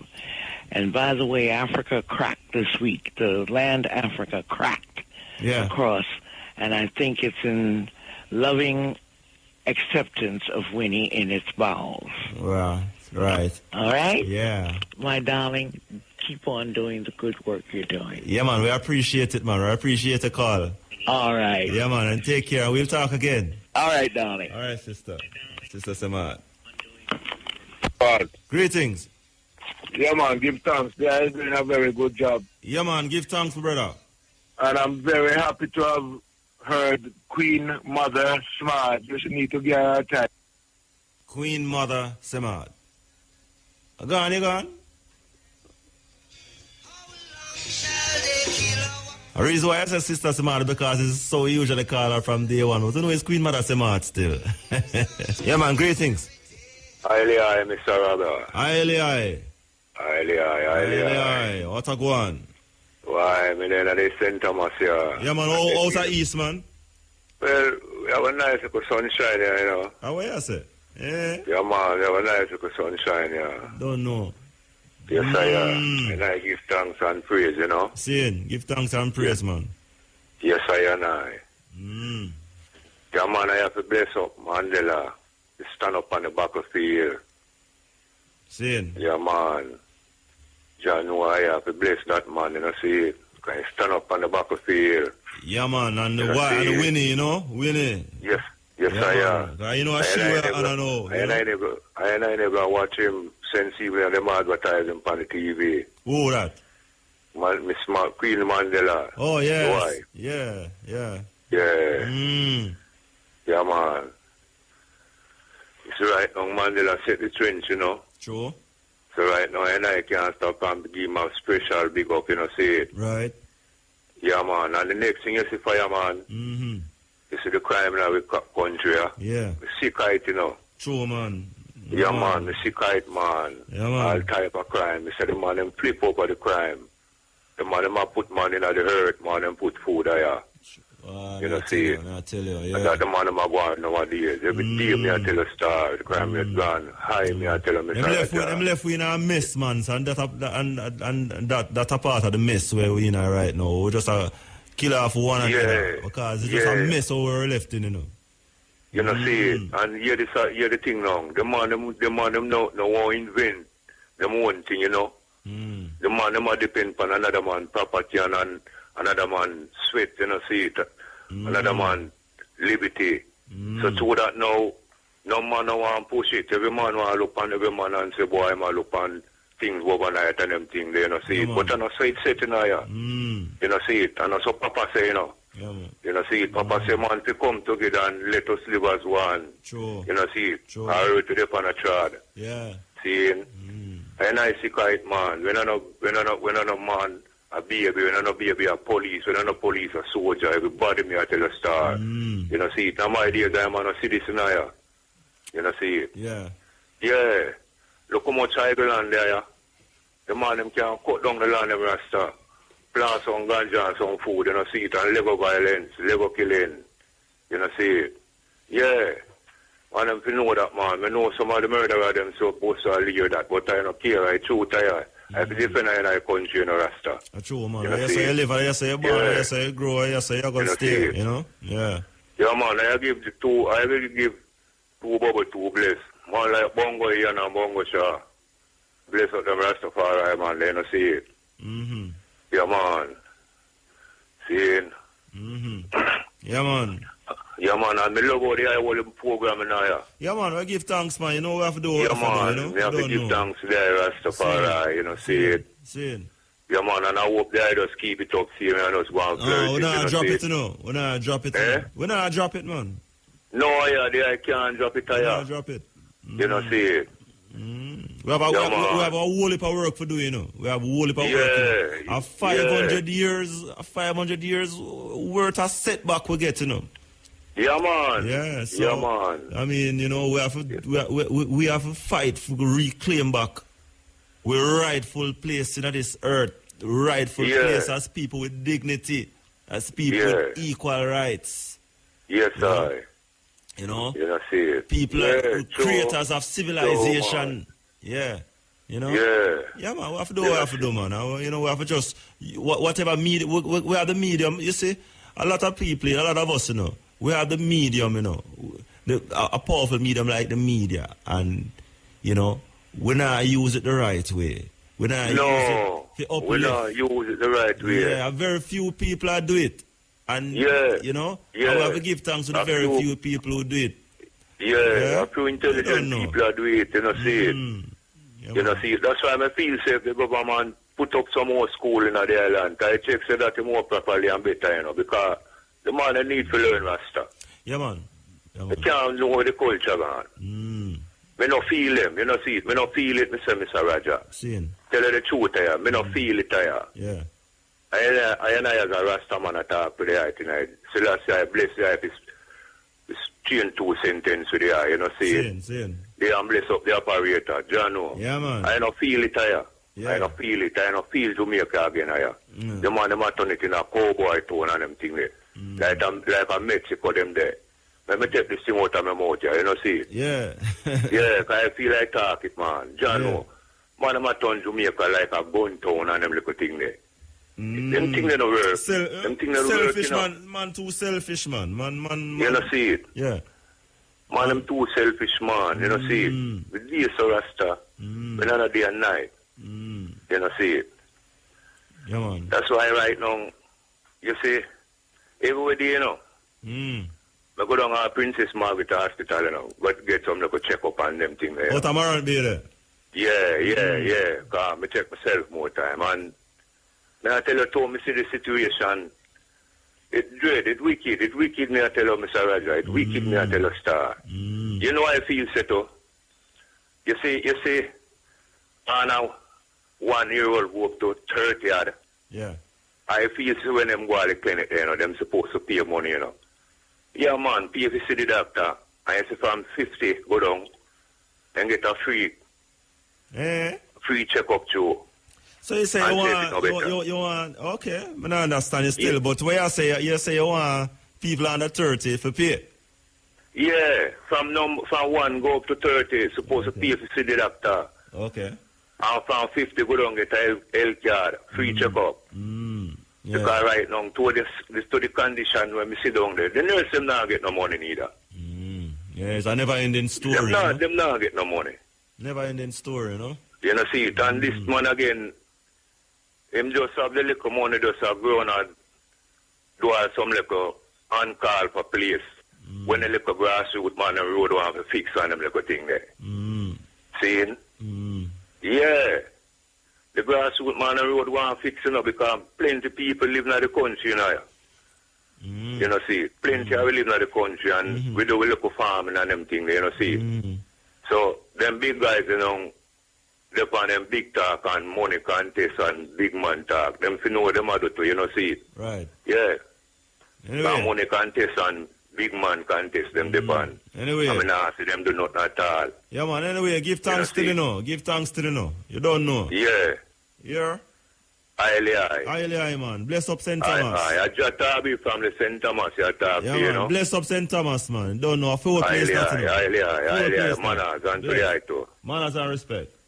Yes, sir. All nations scarred by the great sword has revolutionized the ideological errors of their forefathers, creating a civilization where human beings of whatever color, race, or creed should be born with the equal privileges of the fundamental human rights as established by the League of Nations with respect to all human beings. But if human beings are what they are supposed to be, then surely this cannot be seen in Botha. And if the beast was discovered in Adolf Hitler and Mussolini, the Antichrist, evidently this can be seen in President Botha, the mosquito. Greetings. Hello. Hello, is this Roger? Yes, it is. Yes, just Jean Breeze. How you doing? Hi, Queen Mother. How are you doing, man? I'm doing well. I've been listening to you. What a wonderful program. I thank you very much, man. I thank you very much, and I'm glad to know that you're listening, man. Yes, man, always. Yes, always. Man. Yes, you know, man. Especially about Winnie Mandela, man. Yes. Because, you know, I've had the pleasure and honor of touring South Africa 3 times. Yes. Doing poetry in Johannesburg, Durban, Cape Town. In fact, the last time I was there, I was with Mutabaruka. See there? And look you at know, yeah. I was amazed. I met some young poets from Soweto. So I couldn't understand why they were so against Nelson Mandela. And they said, you don't see how white people love him. He's the reason why we didn't take back our land and take back our diamonds and take back our gold. Yes. He allowed the white man to get away with all of the wealth of the country. Yeah, man, that was one and thing. And all we got were governmental positions. Yes. And when I was amazed. They took me through the ghettos of Johannesburg, and when I saw how black people were living there, I cried. Squalors, yes. And this was years after the end of apartheid and the freedom of Mandela and all of it. And I cried. Yeah. And, you know, the young poets were so angry. Yes.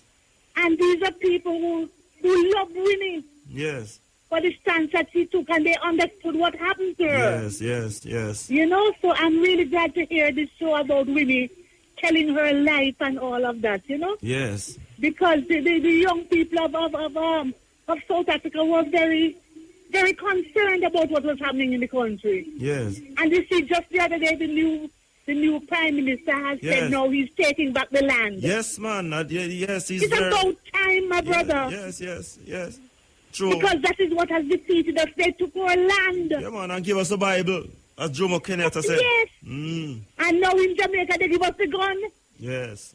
Now that we turn it on ourselves, they give it to us. When it was time to turn it on them, they didn't give us the gun.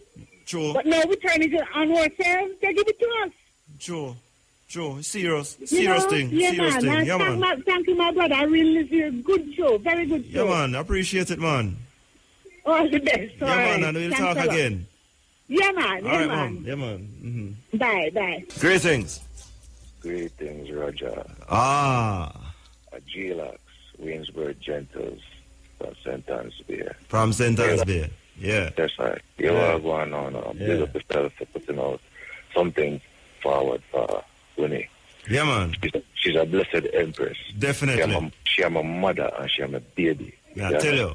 Straight. That's what I mean. More young black women today should aspire to be like Winnie. Exactly. You understand? I love Mandela, but here what going on now, he know the wrongs that he did to add to the aggravation and the aggravated attitudes of Anglo-Saxons and what you call it, the so-called powers of the world, which is predominantly white, who is trying to conquer. You understand? Every African killer that them highlighted, every Jamaican killer that them highlighted. Why? Because them show them say, yo, there's a space open up for uno now. Hey, forward. And that them tell them now.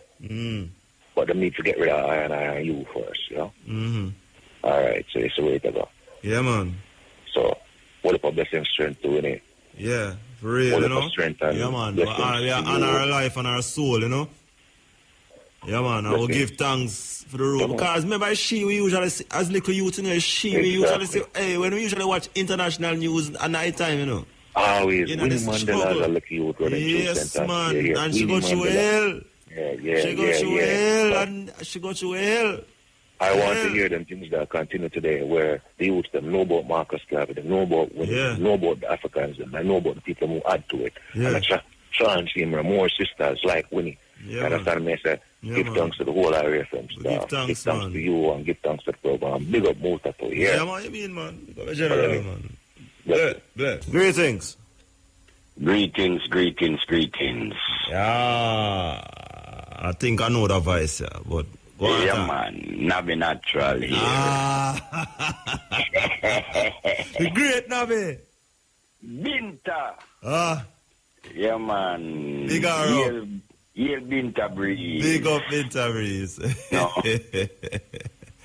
But here what I'm vexed with now. Yeah. Me not like how BBC I deal with Winnie. That's what you expect, man. They expect anything better. They expect anything better from them. No, seriously. You wouldn't expect anything better from them. At the worst coverage. Yes, man. Never hear BBC get anybody with dead. Yeah, man. I them that, man. No surprise. No, it surprised me. Me know say that are the regular thing, but the way they're doing it surprised me. How you got discredit Winnie Mandela now? South African system infiltrate our football team and send a coach and some man come join the team. And I use the man them now. Anybody who suspect them lynch them and say the people them are fight against Winnie. And even at the trial, it come out say a system they work with. Right? And BBC. Wow. And BBC still a blacklist the woman name when she dead. No, man. BBC feel better than that, man. Why? I know how them work, you know. And is there anything in terms of for discredit and for put down and for do all what them do, them are going to do it. You realize them are do the same thing to every black leader? Exactly. That's a serious thing. Right? Them just a tear down. No black man, no good enough. Them always have to find some form of scandal. If none of them develop one. Wow. Look like the credit thing then I work out. All right, Nabi, if you can call back. All right, yeah, so we're still taking a call. Nabi, if you can call back. But in the meantime, we're going to play the very last media interview that the late Winnie Mandela did. The very last one, the last media interview. Earlier we played our last public appearance, our last speech. Now we're going to play the very last media interview. Mama, let's start on a lighter note. Who is Mama Winnie Mandela? We've seen the story of this wonderful woman, a leader, a mother. How would you describe yourself? No, Sophie, you are unfair. How on earth does one describe oneself? No, I leave that to my people to describe me. I've never been that vain. In fact, you know that over the years I've told you over and over again that it has never been about me, the person. I've never regarded myself as an individual. I'm just part of this whole liberation machine. I've never been an individual.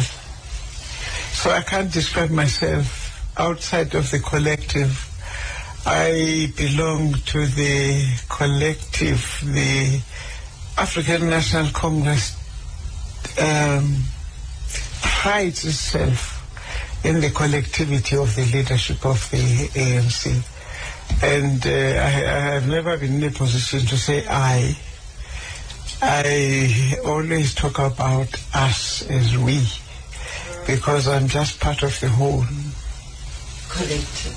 Mm-hmm. And maybe in 20 years down the line, we are marking 20 years of our democracy. That mission for liberation, how would you describe it? Where are we? Is it where you dreamed you would be when you joined this mission to liberate South Africa? Well, I would be extremely naive if I suggested to you that South Africa of today is exactly what we dreamt of when we gave up our lives for the liberation of our people. It is no secret about the fact that we have problems. They are visible. We have extreme challenges which we didn't have at the beginning. You cannot compare the first dispensation with what is happening today. Originally, yes, it looked like we were going to achieve our beautiful dream. Yes, we were a miracle. From the violence of the past, that particular part of the transition to a new democratic South Africa was wonderful. We achieved that. But in the process of doing so, there was naivety on our part. We were not experienced. We didn't know that political freedom was very easy. But political freedom without economic freedom is what has resulted in the challenges we face today. We did not accommodate that particular problem sufficiently because of our vicious past. We come from a very brutal period of our history, a history of a country that was segregated constitutionally. And it was in black and white. Society was divided into 4 categories, and of course I wouldn't bore you with what you know. And to transit from that era to where we are today has been a very painful journey. We made tremendous strides. We made great achievements, but at the same time, the difficulties we were confronted with, particularly in relation to the youth. As I've said before to Sophie, that unemployed youth in any country is a ticking time bomb. And I think the fact that we have the parliament we have today is a consequence of the problems I am talking about. It was easy to hoist the flag of freedom and say we were free at last. But then the economy still remained in the hands of the few. And the most difficult part has actually been transformation.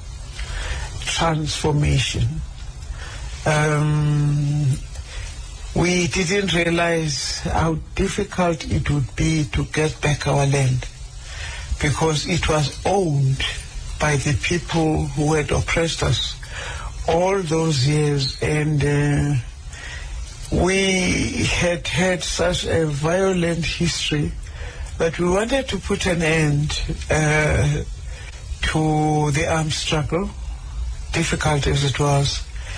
And we were not going to do land grab.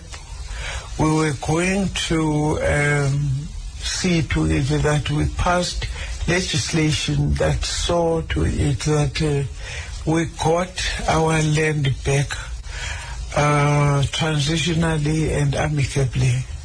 But as you would know, the willing seller, willing buyer policy has not worked as much as many other policies haven't worked. We have passed a lot of legislation trying to transform South Africa amicably. But of course, the masses down there do not necessarily bother to think of the fact that it cannot be done overnight. And for a people who had been oppressed for so many years, you can't blame them for having been impatient with the leadership. And you can't blame them when they wonder whether this is the South Africa they fought for. And unfortunately, because of our history of our country, the pace is not as much as we would have wanted it to be, the pace of transformation. Mama, you spoke about Parliament. When we look at what's happening currently in Parliament, we saw the incidents, when during the session where there was kind of some behavior that are not of that should be displayed by leaders. Looking at Parliament currently, what are your comments? Well, I think the leadership of our generation, although there are very few of us left now, we are bleeding. South Africa is hemorrhaging. Never in our dreams did we imagine that Parliament would be reduced to what we see today. No matter how angry we are at each other, there is no way that we can disrespect each other the way we did in Parliament. And I don't think there is a single South African that is proud of what is going on in Parliament. As a matter of fact, I think our generation is very ashamed of how the extent to which Parliament has degenerated, because it is an extreme challenge to our forebears and those who lead the country today. I don't think there's anyone who applauds what happens in Parliament today. And then there's no guarantee that we are going to see any improvement. We hold our breath each time the doors of Parliament open, because we just never know what's going to happen, what next will happen. And the rules of Parliament are flouted every day, and something has gone terribly wrong. And the senior leadership ought to introspect, and I think the African National Congress needs to go back to the drawing board, and we introspect and find out, where have we gone so wrong? Mama, when you look at the senior leadership, we do have senior leadership, though very few. But at times when the leadership wants to help, and then there's suspicion, how do we deal with that? How do we ensure that we tap into this resource? I do not possess a magic wand which can guide the country as such. I think it goes back to the collectivity of the leadership I was talking about earlier. Surely there are still a few of us, the elders, in the African National Congress, and I think it is our responsibility to come together and find out where we've gone so wrong. What has happened to the leadership of the Lutulis, of the Tambos, of the Chris Hanis, you name them, of the Sisulus, the Tumanokos, the Lillian Gois, the Helen Josephs. Where is that leadership? I cannot tell you, as I'm sitting here, what has happened to us. Why have we failed to build that kind of leadership that would have maintained the status quo of our country? Just a few weeks ago, we heard from President Jacob Zuma talking about an ANC that is in crisis. Would you share that view? Oh, absolutely. And I admire him for admitting that we have a crisis in the country. And I think it is very big of him as president of the country to acknowledge that the ANC is in crisis. This statement has been made before by the Secretary General of the ANC. It's just that these statements get made and they don't seem to have any impact, and you don't get the analysts analyzing those people who've designated themselves, who've given themselves those positions of analyzing the political situation in the country. You don't get them assisting the country in analyzing those sorts of statements when a Secretary General of the ANC, a ruling party, stands up and says the African National Congress is imploding. He has said that before. And there didn't seem to be a follow-up to that statement. And I think if there had been a follow-up, a serious follow-up to that statement, we probably wouldn't be where we are today. There's a tendency to just make those statements and they don't seem to result in us going back to the drawing board each time such comments are made. But I admire the fact that we have come out of the culture of being very defensive. There was a time where when you, as a matter of fact, or even when you were a senior member of the ANC, and you made comments of that sort outside of Lutuli House, you were regarded as a counter-revolutionary. I think we have matured a great deal for the president to actually admit that the ANC is in crisis. And I hope that attitude continues, because then, in that case, we will be able to look at ourselves and revisit those policies and perhaps just go and investigate where we went wrong.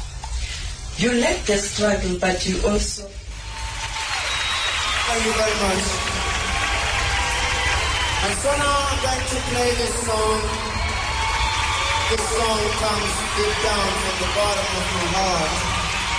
Because it's a song that talks about the racial discrimination that is happening between blacks and whites. You see, when we read in the Bible about the creation of the earth, the Bible tells us that man was created in the image of God, but it does not tell us whether God was white, black, colored, Indian, or whatever. When I see a black man, I see the image of God.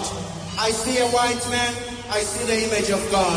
I see an Indian, I see the image of God. Colors and everybody, we are the images of God. God is one. That is why we are His children. We've got to be together as one. The only thing that is keeping us apart is apartheid. And so tonight we are going to bury apartheid 69 feet down and put up a very big rock. This one now is called Together as One. Greetings. Greetings, my brother. Yeah, man. I love, man, could I play a request tonight, man, you know. Could I what? Could I get a request? It depends. I like to hear, look at you, the prisoner, you know. Oh, Because remember, say, even though Mandela went to prison, right? It seemed to me like some things that, when he got through, you know, different, you come like in that prison too. Yeah, man. She spent a whole heap of time in a prison, you know. She spent more than a year in prison in 1969. She got prison a lot of times. Them lock her up. A lot of times. Yeah, because she was always resisting. And she never cared. Even when them bribe her and them tell her she not do this, she always defied them. Yeah, man. She was a forefront of the struggle, man. Well, I love how you handle the program. Yeah, well, you know, I do a thing where I give thanks, you know. Yeah, but I tell you, I love to hear the prisoner cars. Them all come from the loot, you know. I love prisoner. They are sitting and listen for it, you know. Yeah. So, where you call from? Savlama. Where? Savlama. Oh, down at Sav. On west. Yeah, man. Okay, so how the vibes down that side? Crescent, Savlama. Okay, how the vibes? Well, the vibes kind of cool, right, you know. Because whole security in that place, so things kind of cool out. Yeah, things kind of cool. Keep it cool, kind man. of cool. Yeah, no, go and keep it cool. Play your... cool, yeah, go and play your part to make it stay cool. Because it takes one. My name is Slanger, otherwise known as Ralston. Sin. Yeah. Original lover Peter Tosh. But, you know, look at you, but not much different. Yeah, man. You know, Peter Tosh, I'm idol, man. Yeah, that me I tell you, man. That's the inspiration come from. Right. So just go and big up yourself and just drop that prisoner for me. All right, we'll try to find it, yeah? Yeah, man, respect.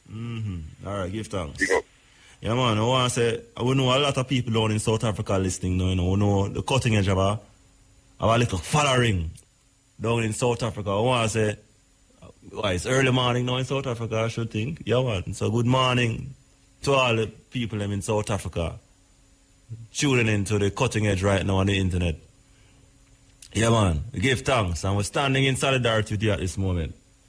Yeah, man, this is the cutting edge here on IRE FM. We go until 2 o'clock, and we're going to honor the life of the late, great Winnie Mandela. Yeah, man, she joined the ancestors on Monday. Yeah, and we salute this icon, this great warrior queen mother. Yeah, man, a champion of the African race.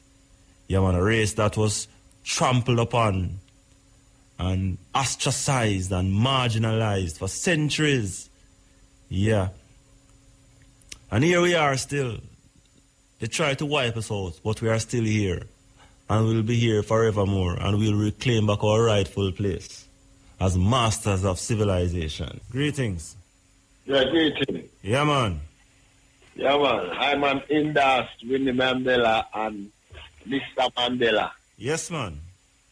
Because I am African. Same so. Yeah. Yeah, man. You know, me kind of look panto. This is for Mr. Mandela pass away. Yeah, man. A whole thing gone wrong, you know. Well, things that going wrong from even before him to drop out, you know? before him even transcend. Yeah, but them kind of make it worse. All our leaders, them where run our country and the other country, them, because right now we can vie for Jamaica and say it nah really run right, and the people them a mash up the country to them to stop it, because look here, black people are under oppression from long time, you know. True. And we have to build our army because there's going to be a war. Just like the Australian people, and the racist from a long time, you know. You hear what going on in Australia today, though? No. You know, so the Commonwealth game started today, right? Yeah. You follow sports? You follow sports? You mentioned. Yeah, man. If you follow sports, the Commonwealth game started, but the original, a set of a group, I represent the original Aborigines, was a part demonstrating and telling the world that in their own country, of which they are the original inhabitants, yes, they are still being marginalized and ostracized by the white people on there, you know. And them don't like black people, them oppress black people, and them going like them nice. Them not nice. And them black people, them oppressed in Australia from a long time, from slavery days until now. So, watch out. England and the whole of them have to come together now and pay for the slavery them do to we. Because me not gonna live and die and we don't get paid for the slavery them do the brutal. No, man, repatriation is a must, you know. Yeah, the atrocity with them commit by other people. Repatriation is a must, man. It's a must. Reparation is a must. Reparation is a must. Why the BBC if you come interview some people in Jamaica too. See them like how them are trying to downplay Miss Winnie Mandela. Then to come to Jamaica, come interview some of the slave picnic them were left Anya, where England are run left. That them to do. Yeah, man. All right, yes, sir. All right, give thanks. Yeah, do a good work. All right, bless up yourself. Don't know. Yeah. Give thanks. Yeah. Yeah, man. 20 past 1 o'clock now, you know. Still the cutting edge here on IRA FM. And it's a pleasure, of course, as I say, a privilege to be sitting in here in this chair to represent in this program, talking about some African consciousness, you know. Black consciousness. Greetings. Yeah, greetings. Yes. My condolences to Winnie Mandela. Yeah. And no, say, the struggle we should carry on. We appreciate it. Sure. And we say, when we say black people, do not love themselves. Yeah. Nor their own race. Yeah, man. Then because of fear that chain within all mind cause hatred unto life worth, and the true vision bring changes. So the changes begin with oneself. Yeah, man. Start from within. Yeah. Yes. So what is the problem? The hatred will bring fear now. It comes from within the mind. So you remember, say, to change my mind, you go put chain on my feet, you go whip me, you go do all these things to me. That is what our race undergoing now and still is from a decade at time. But only one way to liberate the true self is within your physical to your spiritual self, that is the eternal life itself. You have to know what life really worth living for. So you have to identify that spiritual connection to life. I couldn't tell you, say, I couldn't see the Almighty, that is Rastafari, Haile Selassie, the Almighty, Yahweh, Jehovah, Savior, Allah, Jesus, Jesus, are the same source. But what we feel so to do, we don't know that identity. Look around us, within us, here, there, and everywhere. That is the mental slavery where our mind trap into. Yeah, man. So for free up that, you have to go be truthful unto your natural self, that is life. Sure. So where it is at this moment here in our studio, And when you look around, it don't go for you and me alone, but it go for the universal life. Yeah, man. Everything, you're within the darkness that is light. So you'll bring back the reflection of yourself that is a shadow. And the shadow is the darkness. So if there is no light, where you get? Darkness. Because darkness is a representative of its identity. All is the darkness. All is the source of life.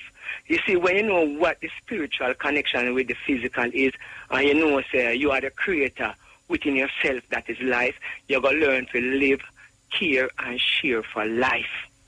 But if you lose that connection within that spiritual realms, within ourselves at this moment, at this time, we are twice defeated. That is the black race. Yeah.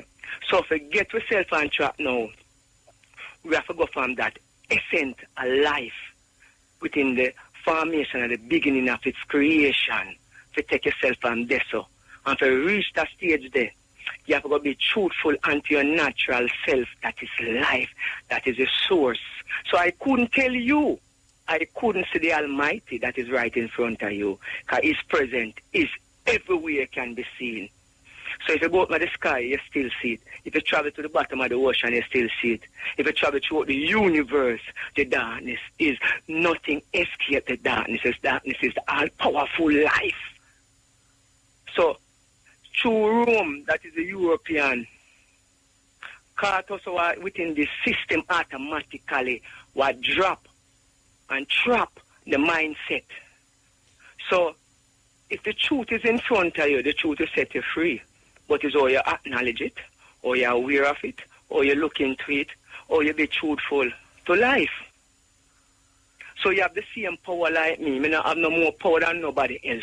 But what I do, I just acknowledge the truth for what the truth is. All right, sir. So the power flow through you, through me, through life. And then we begin to heal back our black nation. That is only one way to life. You know, sir, I was living in love and harmony, and still is living in love and harmony, but it's only the creation, fight, and war amongst each other. The source of life, once you tap in to that connection, you will possess that love, caring, sharing to life. But with this in connection from that love, from that source, from that life, I will take on many different things ahead of time. Mm-hmm. And you know, say, if you don't connect to your spiritual realms, you could do anything where you want. And all these things you do, you still have to come back to the foundation, the root of life. All right, brethren. Where you call from? Eh? Where you call from? Where me call from? Yeah. Well, the country, you know. Yeah, man. Which part of the country? Which? Oh, Portland, you know. Okay, all right. Give thanks, you know. Yeah, Give so thanks. you see, you have the power just like me to share and care to the truth. So the truth is in front of you. Is how you acknowledge the truth, to be aware of the truth. So me couldn't tell you, I couldn't say, the Most High, what you're speaking is about. You look on you, you look on him, but one physical and one spiritual. So your spiritual self is the image of your reflection of yourself. That is a shadow, that is a darkness, that is everywhere. All right, sir. Give thanks, all right, yeah? Bless. Yeah, greetings. Hello? Yeah, man, greetings. Yeah, man. Eastman I call in, man. Eastman, which part of East? To Winnie, you know? Which part of East this now? St. Thomas. Yeah, man. Okay. Yeah. Welcome. Big up St. Thomas. A fair place that, you know. Yeah. What going on now? Talk to me. Yeah, just a salute to Winnie Mandela, you know. Just of course. Yeah, man. That way I say to you know. That way I say Winnie Mandela we know, you know. Yeah. Yeah, man. We our generation of Winnie Mandela we this we only years Mandela they are jail. We never know when him go, but with a year same there, but Winnie did a lead the struggle for we. Sure. Yeah, man. Winnie are the real warriors. Yeah, man. Holy sweep on the battlefield, and we know this, so we just say salute. Salute, man. Of course, man. Yeah, man. Yeah, I want to big up a brother down in a Falmouth there, Shaka. Ah. Big up your brother them up in a Blue Mountain Peak. Mosiah Carlin, I say salute to Seeing. Winnie Mandela. Yeah, man. All right. Yeah, man. Give thanks. Bless. Greetings. Yeah, Brethren. Heal. Yeah, my little contribution. Yeah, man. Great condolence to Winnie Mandela. She was a real warrior. Seeing? So we set up. Yeah, man. And Mandela was traitor. She was a real warrior. Yeah, a lot of people never approve of Mandela, but him do him thing still, and him gone, and no one really to talk to. Yeah, well, that pass on God. But a Winnie we are celebrating now. Winnie we are celebrating. Yeah, hear me? Yeah, man. Can I do one big up? Can I do one big up? Go on now. We want to go. One big up, Sharon Ling in London. London, okay. Yeah, and would I love to keep in touch with me. If you let me number 778-3034. And she can call back to the station. You can look at the operator. Yeah, man, you can do that. 778-3034. Sharon Ling, link up. Yeah. All right. Yeah, man. Black survivors. We are the black survivors. How long must the people be that human sacrifice? Stand up, defend your rights. Up, mighty race, you can accomplish what you will. Stand up, defend your rights. In one day, they destroyed what took 1,000 to build. Stand up, defend your rights. They may conquer other lands, but they never kill the will. Stand up, defend your rights. Liberty and democracy are truly expensive, can even cost one's life. And those who stand for nothing fall for any little thing. Father, heal the blinded eyes. The immortal advantage taken of the people, the heavens heard the cries. Savior, our calamities are so great. Patiently the humble wait. To attain freedom, why must there be shedding of blood? Is there no real love? Are they still holding a grudge? Penal institution to keep us down. Massive destruction of other nations. Less investment in education. Where do we went wrong? Stand up, defend your rights. Nation going to war against each other, but you are still my brother regardless of color.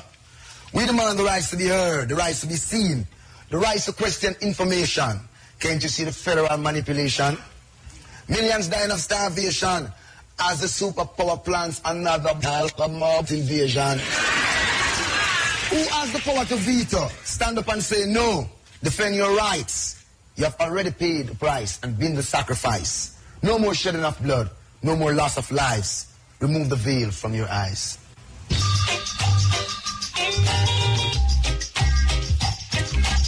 Yeah, man, that was Buju Banton chanting some poetry, you know. So from Buju Banton, we go to the legendary one himself, Alton Ellis. The cutting edge here on IRA FM in the home stretch of the program this morning. Greetings.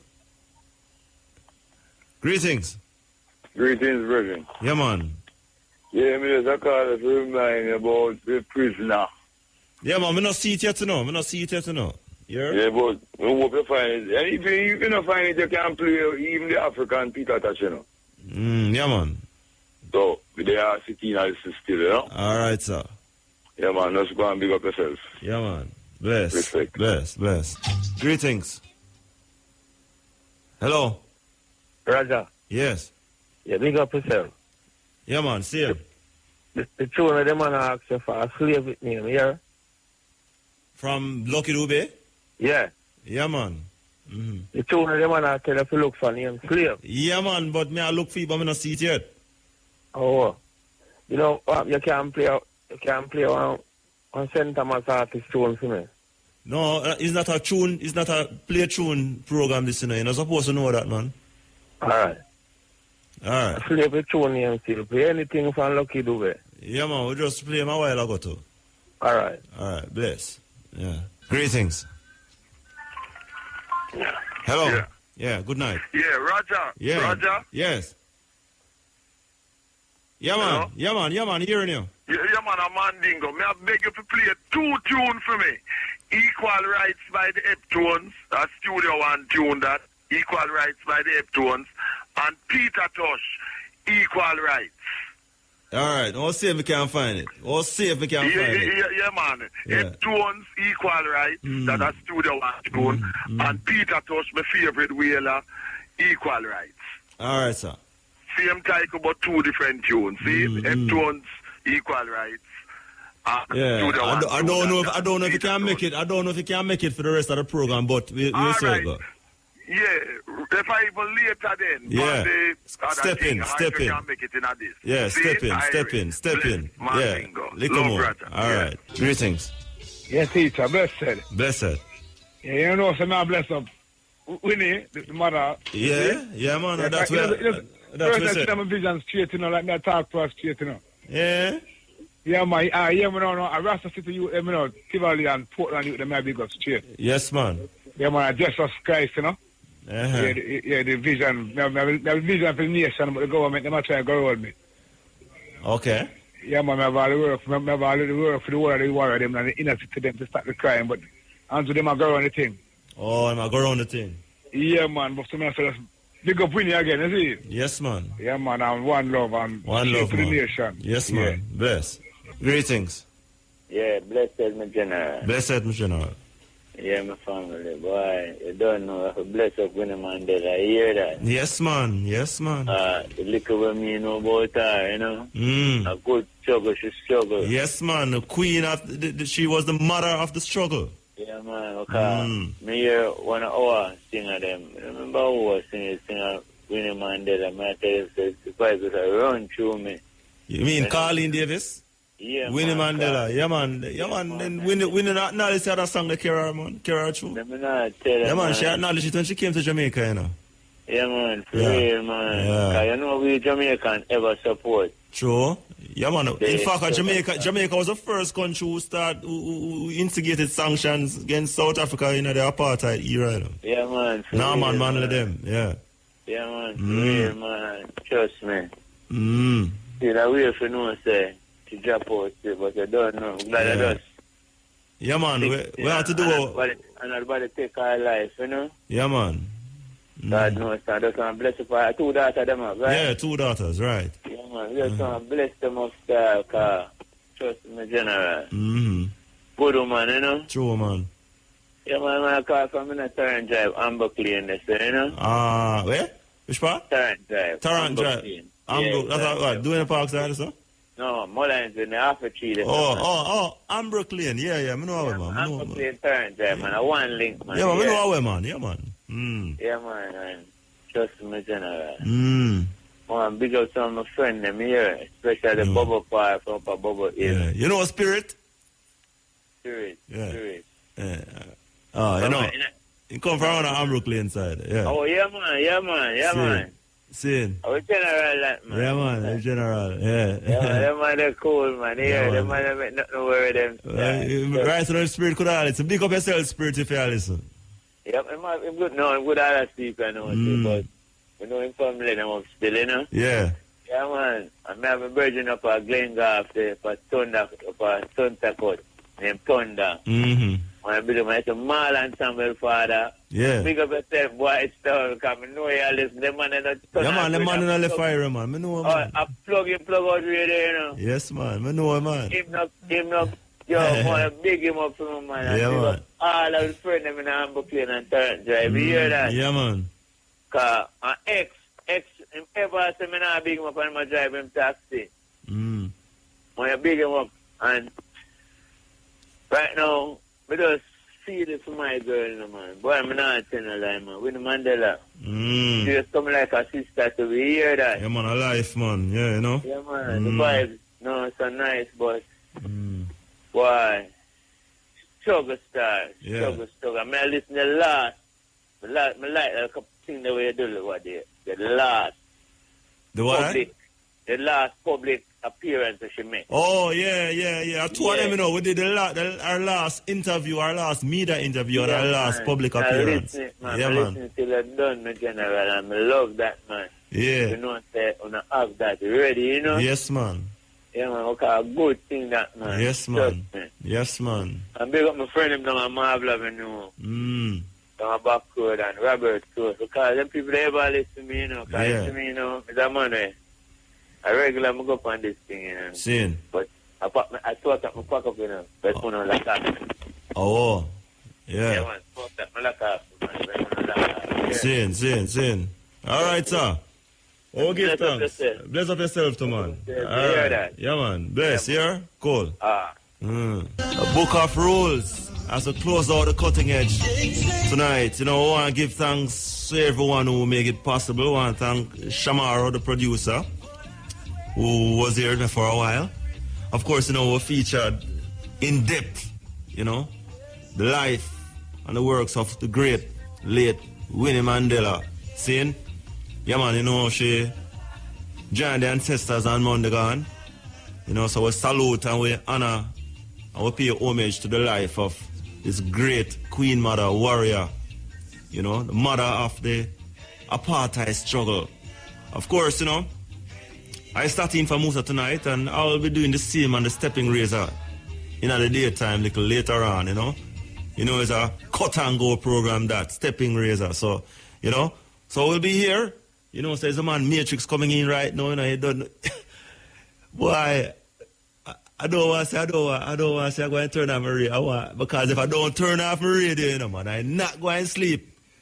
I'm not going if I don't turn and I don't want to turn it off either, you know. Because this brother, when this brother start playing, the man is all heard quaking at the man in our tune, you know, man. But anyway, big up yourselves to the Matrix. Yeah, in general, you don't know. So all right then, people. So we'll join you tomorrow upon the stepping razor, you know. You don't, it's a cut and go